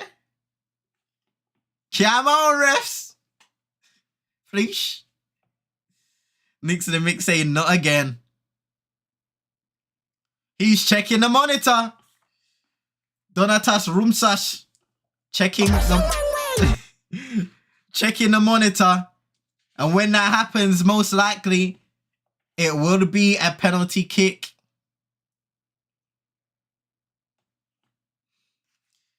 Funny enough, Man United have faced a penalty in all 4 now of their Champions League matches this season. And it's the first team on record since 2003-04 onwards to give away a penalty in each of their opening 4 matches in a Champions League campaign. Could they get a precious penalty kick here?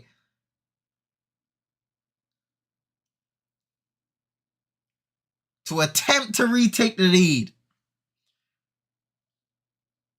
Protege saying it's no pen. The referee's coming back. It is a penalty. The referee gives a penalty. Contrary to Invisible Protege's opinion. Let's see the VAR consistency. Saying Roland, he might give us because he sent off Rashford. Saying Protege. Is a pen saying Nix in the mix. And Bruno Fernandes will be the one to take it McLaren smiling. A big moment here for Manchester United with just over 20 minutes to go in the game, minus all of the added time that may have been amassed. The ref is trash. They all jumped. He's doing it because he messed up with Rash. I don't believe so, Invisible Protege. I don't believe that, but I will argue my case after. I will argue my case after this moment.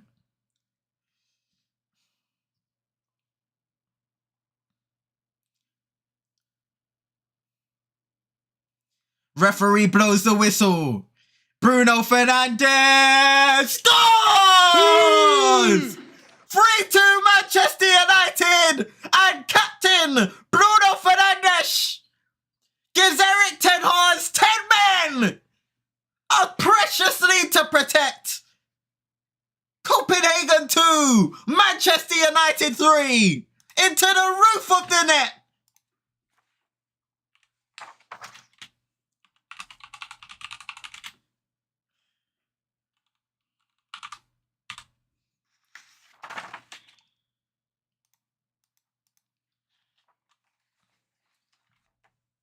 Big goal. Big goal. Come on, Roland. Come on. Garnacho, stop the... Hey, come on.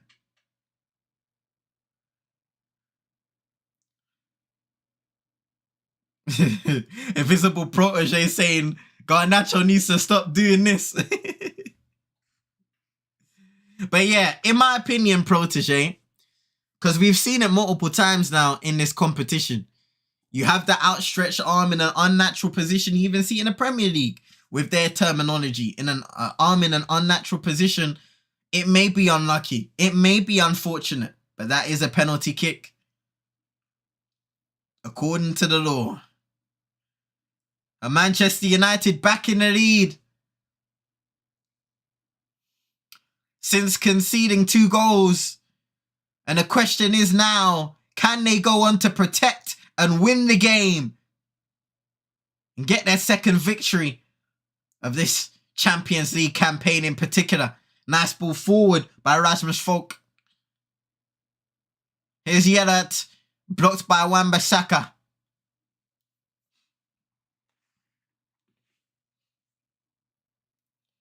How should a person jump then? Don't ask me. Don't ask me, Protege. Ask the people who are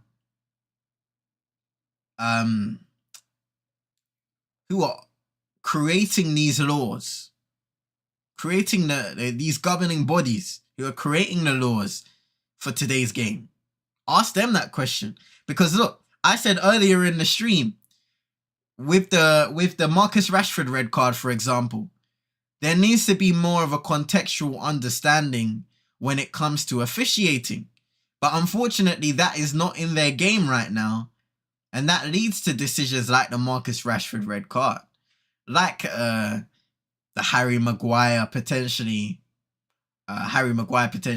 handball, whether you deem that unlucky or not. And so many other scenarios that we've seen in the last few seasons where we've looked at it and said, oh, that's unlucky. That's not a penalty. That's not a foul. That's not a sending off. But it is, according to the letter of the law.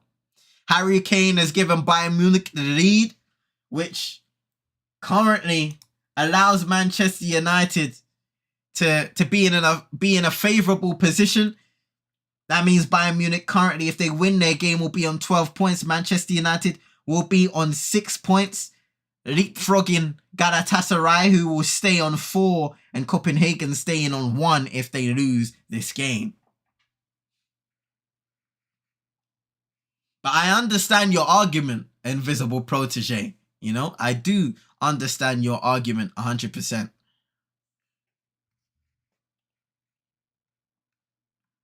Inter Milan have also taken a league against Salzburg.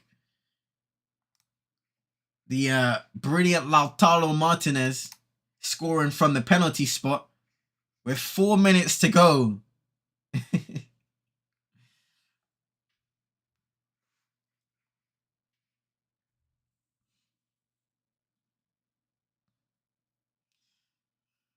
Kevin Dix. Over to Vavro, sorry.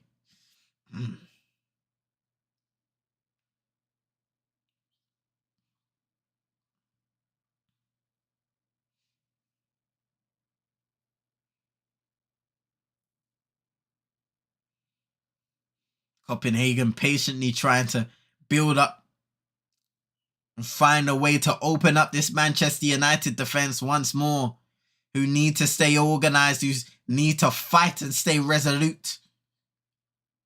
In the press conference, both Christian Eriksen and Erik ten Hag said Manchester United need to play with a fire, even more so now with a man down. The rules are so stupid, but they always favour the club with big money or some match-fixing elements at play, saying Invisible Protege. You have VAR and all and still can't get it right. Just because you have... Hear what, yeah? Technology should make it easier to come to a definitive decision, but that definitive decision isn't always guaranteed to be the correct decision.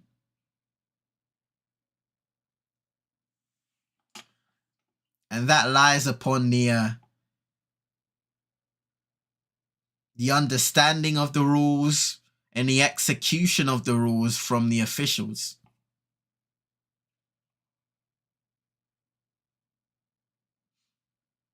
It's Kevin Dix. Ball into the area, blocked by Fernandes.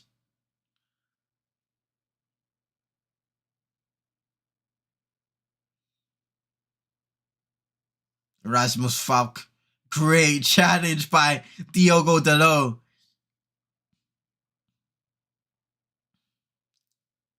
And well played there by Garnacho to win the throw-in for Manchester United in a tight space.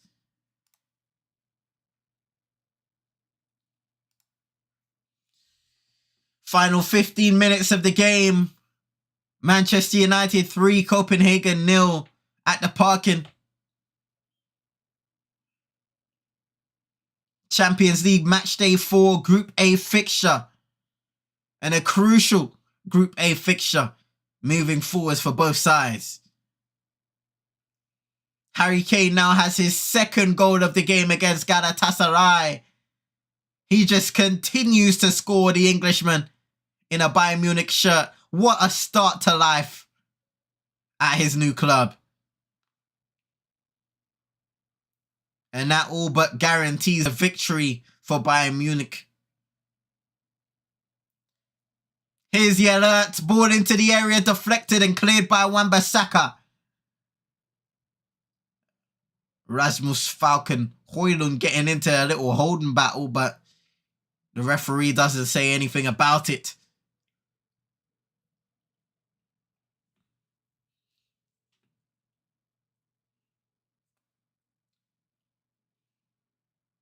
Uh-oh. Here's Badashi. Ashuri. Left-footed. Wan-Bissaka with a crucial cutout. Corner kick. Badashi. The Swedish under 21, sorry. Swedish under 21 was doing some good work. Some more substitutions here for FC Copenhagen. Nikolai Bodesen coming on.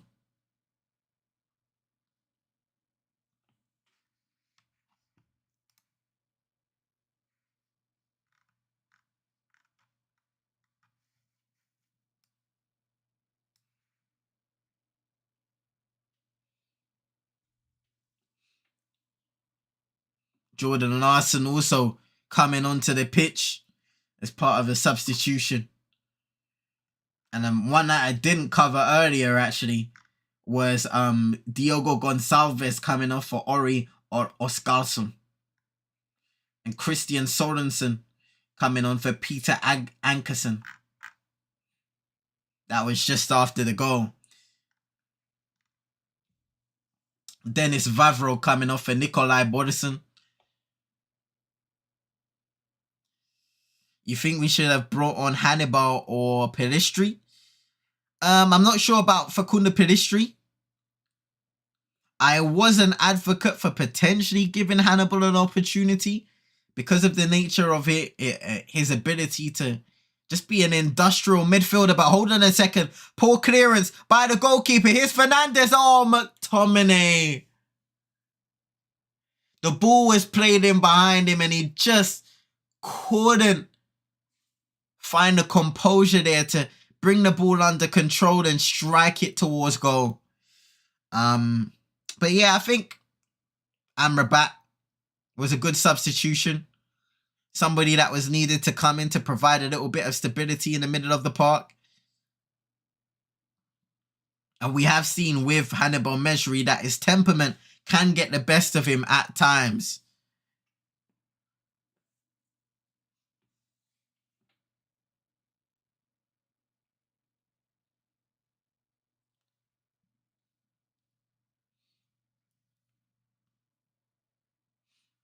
Free kick given away.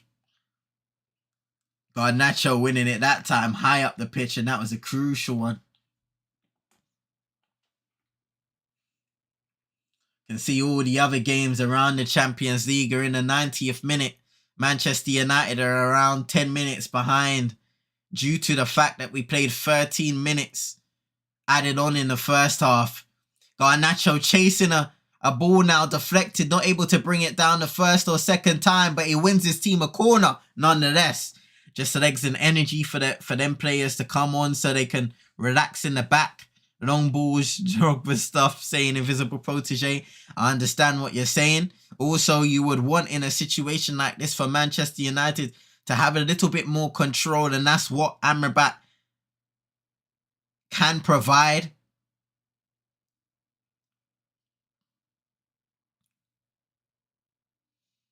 You can see Copenhagen fans throwing things onto the pitch, and Bruno Fernandes is saying that he is not taking his corner until it is sorted out because they're throwing objects towards the Manchester United captain.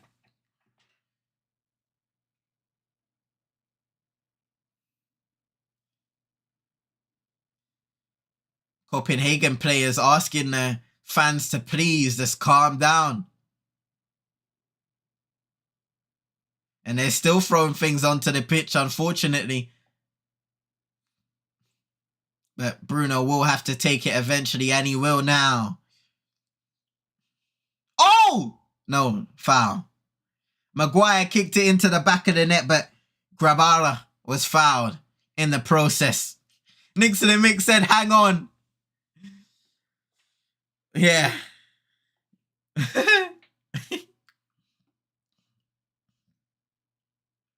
We know goalkeepers in those situations are always protected to the max. Oi, oi, oi. An awkward pass back to Onana from Wan-Bissaka.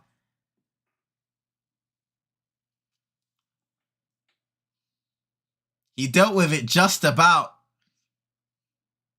Well played, Onana. There is a corner kick, however.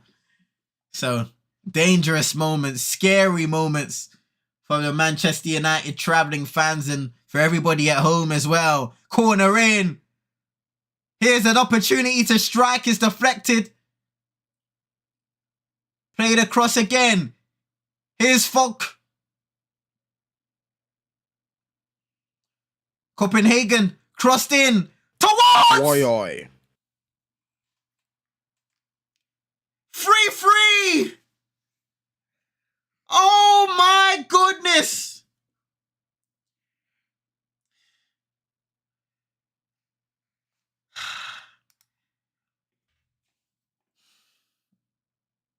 Oh, shit.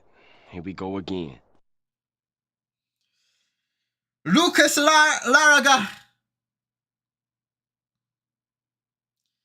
with the goal, crossed towards the back post by Rasmus Falk. Dalot wrong side. Diogo Dalot is completely caught wrong side and just about a good finish. Onana no chance.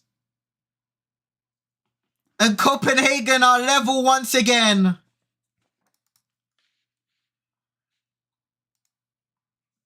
And you must say Diogo Dalot.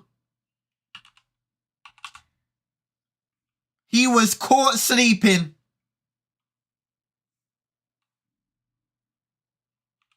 Mason Mount now has come on for Manchester United. My goodness, what a fixture. What a fixture. Manchester United now back to third in the table, level on points with Galatasaray. Not the end of the world, but not exactly ideal, to say the least. Dalot sleeping, exactly that, bro. Onana did his David De Gea. Dead saying invisible protege. That split save position. Caught slipping, saying Nick's in the mix. Exactly. Dalot wasn't the issue there. I have to say he was part of the problem, invisible protege. You can see the run in behind by the goal scorer. Diogo Dalot was caught napping there. Someone should have got a touch in the air as everyone watched the ball. The only person who reacted was Dalot. Well, Dalot reacted too late. Dalot was part of that slow reaction, invisible protege. He may have not been the sole problem there as the ball travelled towards the back post. But, and once again, I'm going to have to see the replay of this. But his late reaction leads to Copenhagen's number 12 getting an easy tap into the back of the net. But hold on a second. Here's Baladashi. United trying to survive in the game as Copenhagen are going for this winner. Dalot is a bit of a Casper in this game, saying Nick's in the mix. He hasn't done bad in this game so far, but that is not one of his greatest moments. Badashi. Now playing it to Yellert. Cross into the area. One momentarily by Victor Klaassen. Back into the area by Sørensen and cleared once again by Rafa Varane.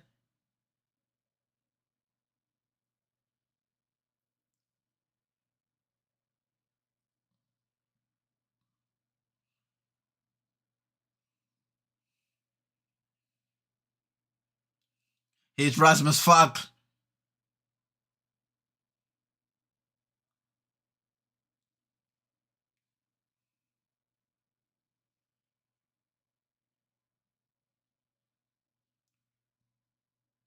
Falk again. Dalot checked his shoulder and saw where the attacker was and then didn't position himself at the crucial moment when the cross came in, coming in from Pros Only Sports. Shout out to Roland. Scary hours, saying Nick's in the mix. Scary hours indeed. For all Manchester United fans, for Erik ten Hag, for Manchester United players. Like I said, it is not exactly the end of the world. But you would want to win this game.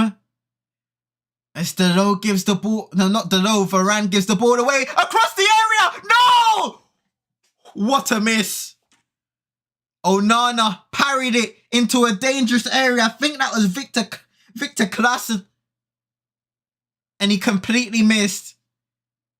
Ball into the area by Boyderson. Oh my goodness! No! It's 4-3! Baladashi with the goal! Copenhagen! 4-3! The 17-year-old Rudi Baladashi with an excellent finish. Manchester United were 2-0 up. They were 3-2 up. And now they are 4-3 down. With 3 minutes remaining.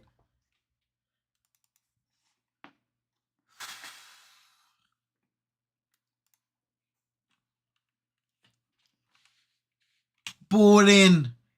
And the ball, it looks like it bounces off the head of Maguire into the path of Baladashi. And what a finish. Left-footed into the ground. Power takes it right past Onana.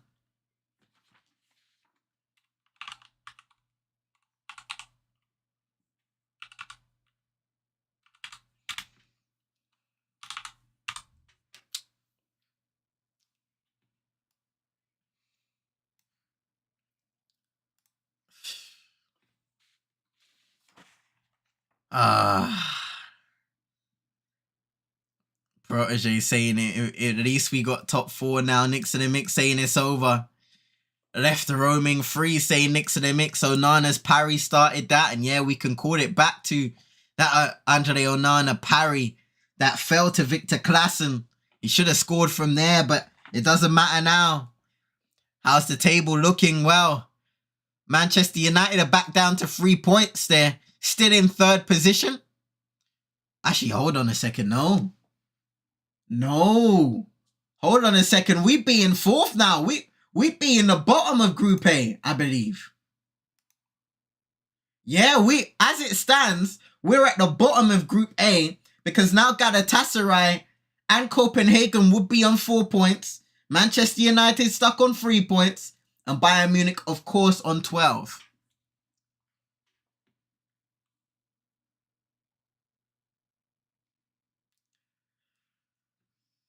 Still time to be played, but Manchester United need to now rescue this situation. A situation that was promising in the first half. AM! Hope you're doing well. Hope your day's been blessed. Appreciate you coming by every time. Long time no see indeed, Mr. OG. Oh boy. Stress for Manchester United right now, AM. How are you doing though? It's good to see you. Big up AM in the cut. It's never over. Watch Bruno score saying invisible protege. Ronan saying we're so bad right now, man. Game management is a thing that keeps on going. 5 minutes of added time. It's not looking good, bruv. It's not looking good. Woo-wee. 5 minutes of added time, ladies and gents. All good, thank you, bro. Hope you're all good. Love to hear it, AM, and I'm great. Thank you very much as well, bro. I hope you're enjoying the period leading up to Christmas once again. Come on. They're asking for a handball on Jordan Larson. They're not going to give that one. I don't think so anyway. Maybe. Who knows? Arsenal with a good win as well. Hey. Good for you, man. Shout out to Bargav as well, who was in here earlier. Boy, they got their 2-0 victory over Sevilla. Manchester United are about to drop into the 4th spot in Group A. In a night where, as it stood, they were in 2nd position. What a difference 90 minutes makes, eh? What a difference a red card makes. What a difference a defensive mistake makes. The ebbs and flows of a football match. Oh, man. But it looks like Baladashi, a 17-year-old substitute, Swedish under 21, may have got the winner. But like what Invisible Protege said, it is not over until it's over when it comes to Manchester United. The Parkin Stadium is bouncing. Maguire up front right now. Chance to strike!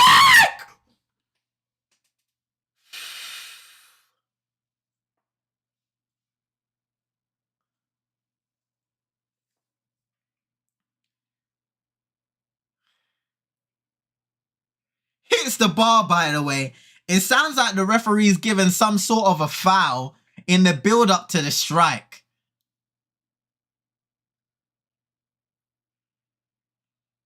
How now it's not the time for crossbar challenge, saying Nixon and Mix. Oh boy. Maguire's been given a yellow card as well.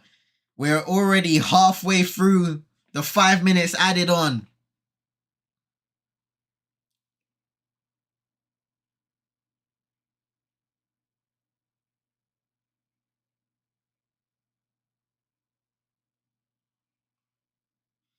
Wow. Commentary saying Manchester United have never won away in against Galatasaray in the Champions League, which is where we're headed next before we face Bayern Munich in the final game of this group. What a strike that was. Exactly, bro. That was a hell of a strike from Maguire.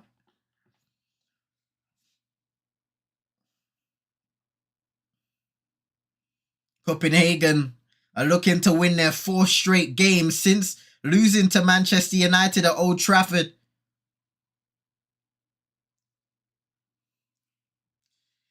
Jakob Niestrup believed that his side could win this game at home, and they are almost a minute away from getting those precious 3 points that will put them right back in contention to get out of this group.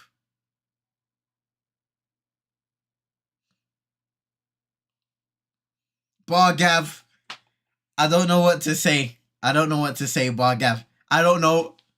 My mind is all over the place right now. I don't know what to say, man. 3-2 to 4-3. Only Manchester United, eh? Only Manchester United. Bruno playing a long ball forward. Harry Maguire is the target. Can't win it currently. Garnacho's there. He will pick up the ball out for a throw into Manchester United. Am I seeing this right? Oh, you are seeing it, Bargav. Long throw from Diogo Dalot. He is about to play it. This really happened. He plays it short, however, to Garnacho. Now Bruno Fernandes. Last 10 seconds to go. Something needs to give. Fernandes. Long shot. Parried away and caught by Grabara.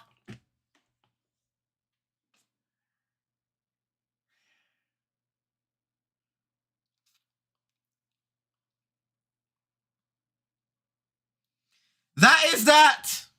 A famous victory for FC Copenhagen. Their first victory in 10 Champions League matches.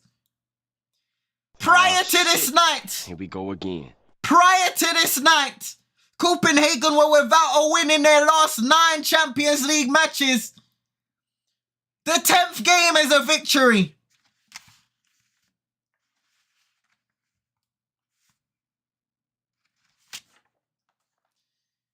A crushing defeat for Erik ten Hag's Manchester United squad, who took a 2-0 lead, who took a 3-2 lead, and somehow come away with absolutely nothing.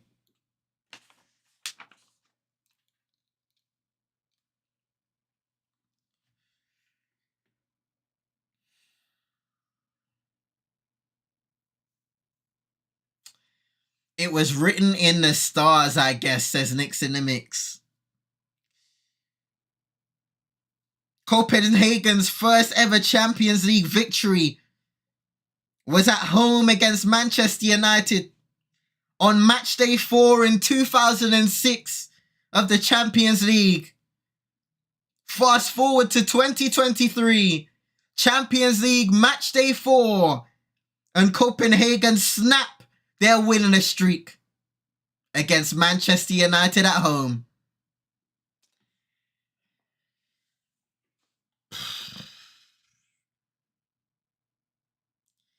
"17 scoring against Manchester United, going school next morning." Mad, saying invisible protege. And now, Manchester United, bottom of Group A. My goodness. Bottom of Group A, their 3rd defeat of the Champions League so far. 1 win, 3 defeats, a goal difference of -2, 3 points on the board. Trouble. A lot of it. They have an away game against Galatasaray in Turkey and a home game against Bayern Munich to conclude the group stages. Can Manchester United somehow find a way to get out of this group? Man. Bayern on 12 points, Copenhagen and Galatasaray on 4 points, Manchester United on 3. Oh boy. Oh boy. You know what, after that, protege saying we are out. I don't know what to say. It's going to be a difficult task to get out of this Group A. It was a difficult task as is. There was a massive opportunity if we won this game. We're most definitely going to have to win our final 2 games against Galatasaray and Bayern Munich, which are not guaranteed, especially after the way this has gone. Marcus Rashford will be suspended. But a lot to think about. A lot to reflect upon for Manchester United because of course, the red card changed the game, no doubt about it. None of this upsets me anymore, saying invisible protege. He's numb to it. He's numb to the results, to the underachievements, and that's understandable.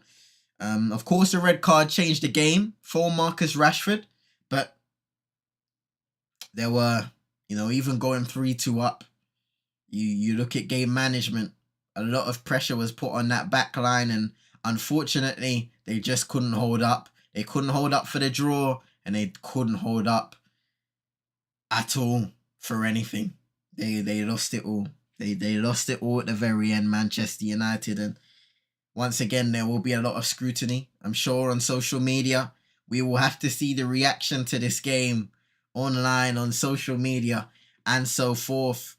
Mix of the Mix says, still listening to my music. Protege saying, we might only win one of those matches. Yeah, exactly. A win is not guaranteed in any of those matches. That's the thing. We've lost to Copenhagen tonight. We lost to Galatasaray already. So we lost to Bayern Munich. So it's not guaranteed at all. Shout out to Fana. Hope you're doing well. Hope your day's been blessed. Appreciate you coming by every time. Man United down bad might be worse than me. Hey, listen, Fana. Don't speak about yourself like that, man. Self-improvement each and every time. Ladies and gentlemen, let me just conclude by coming across some of the rest of the Champions League fixtures and results tonight. So as you can see on the screen, let me just boom it up for the peoples then. Boom it up for the peoples then. Bayern Munich 1-2-1 against Galatasaray tonight. Goal scorers, Harry Kane with a double and Bakambu in added time getting one back for Galatasaray. Arsenal winning 2-0 against Sevilla. In Group B, PSV Eindhoven winning 1-0 against Lens. Group C, Napoli drawing 1-1 with Union Berlin. And Real Madrid winning 3-0 against Braga. Group D, Real Sociedad winning 3-1 against Benfica. And Inter Milan beating RB Salzburg 1-0. I don't think it's just Salzburg, eh? Yeah, just Salzburg. Well, yeah, it is RB Salzburg. Part of the Red Bull group, but RB Salzburg beaten 1-0 by Inter Milan, courtesy of Lautaro Martinez penalty. And of course, we don't need to speak about Manchester United's result again. 4-3 defeat against FC Copenhagen. Next to Mick saying, nah, United are trash. Finer saying, how are you? I'm doing well, apart from this defeat, but hey, life goes on, It is a disappointing defeat, considering where we were at the start of this night in the first half, but games are not played after 45 minutes. Games are not concluded after 45 minutes, should I say. They're concluded after 90 or so minutes, and across the 90 minutes, we were not able to get the result at all. Shout out to the Real Poison Super 8. Hope you're doing well. Hope your day's been blessed. Appreciate you coming by every time. First time chatter over on Twitch saying, you man are crazy for supporting United. Who do you support? Mr. Poison, Mr. Real Poison. Who do you support? And yeah, it's not the greatest feeling right now, eh? They got us at the first half. Final. If that's the case, put on the youth players. Tell them to have fun saying invisible protege. I think that was an honest point of, we're not guaranteed to win both of the games. So, hey, that's invisible protege's opinion. Play the youth. Architects of their own downfall, eh? Indeed. That's what the streets are saying. You support Manchester City because of family. But how's your day? Oh, man. So we got a shout out to you, man. Manchester City.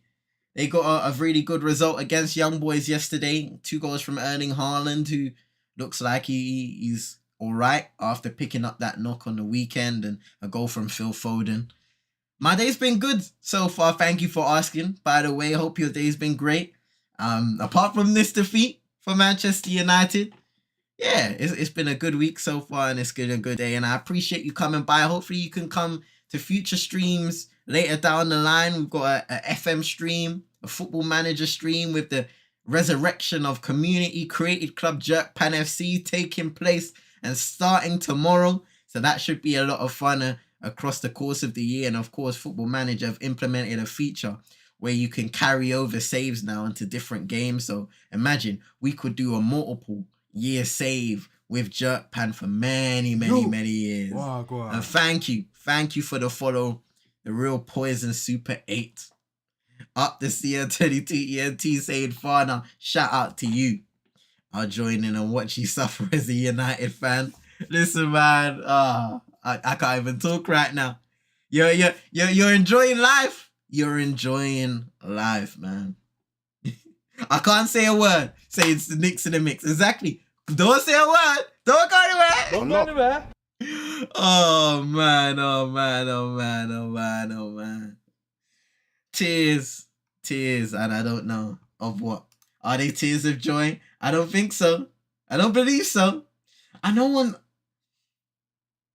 Every time I see your username, I read it as cement. What is Dutch for concrete?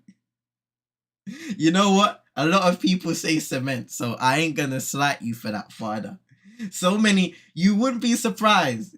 You'd be like, how much people say cement? And I even embraced it. I even have an emote on Twitch. That's a cement emote. But I'm a light-hearted guy, man. It doesn't offend me. But for anyone wondering, it is CM22ENT. I think I'm gonna send off a raid on Twitch though, because I haven't done that for a minute. So I'm gonna show some love to somebody that I haven't seen in a while. You men are crazy for supporting United once again, repeating that. Being a United fan's crazy with the... Hey, don't even mention that. Don't even mention that. If it wasn't for the in United, I would actually respect United. Yeah. Arsenal fans win something and get back to us. You are not winning this year. Either say an invisible protege. You're definitely made out of concrete to continue supporting Man United after this same Fana. Hey, listen.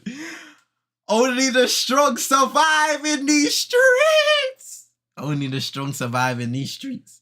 Super Nick saying, I can see already he will be back. Hey, listen, I know the Real Poison Super 8 will be back.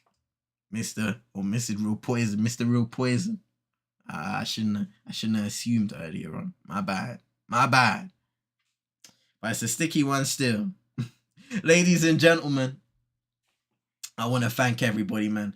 Thank everybody for showing love. Everybody who's in the Twitch chat, stay along. We're going to raid Man Like Lee to the video gaming. Great content over there.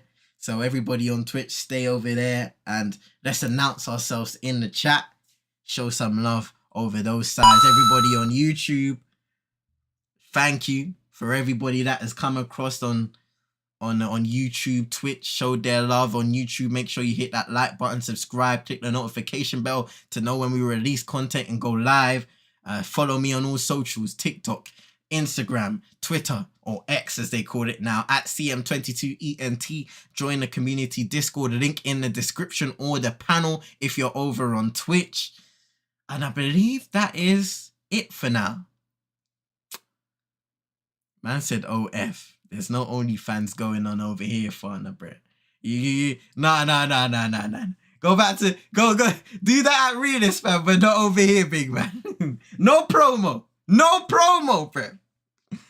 Arsenal fans, how's that winning the league coming on from last year, saying invisible protege? He's the protege saying he's not having it from any Arsenal fans. ETH job hanging in the balance, saying Knicks in the mix.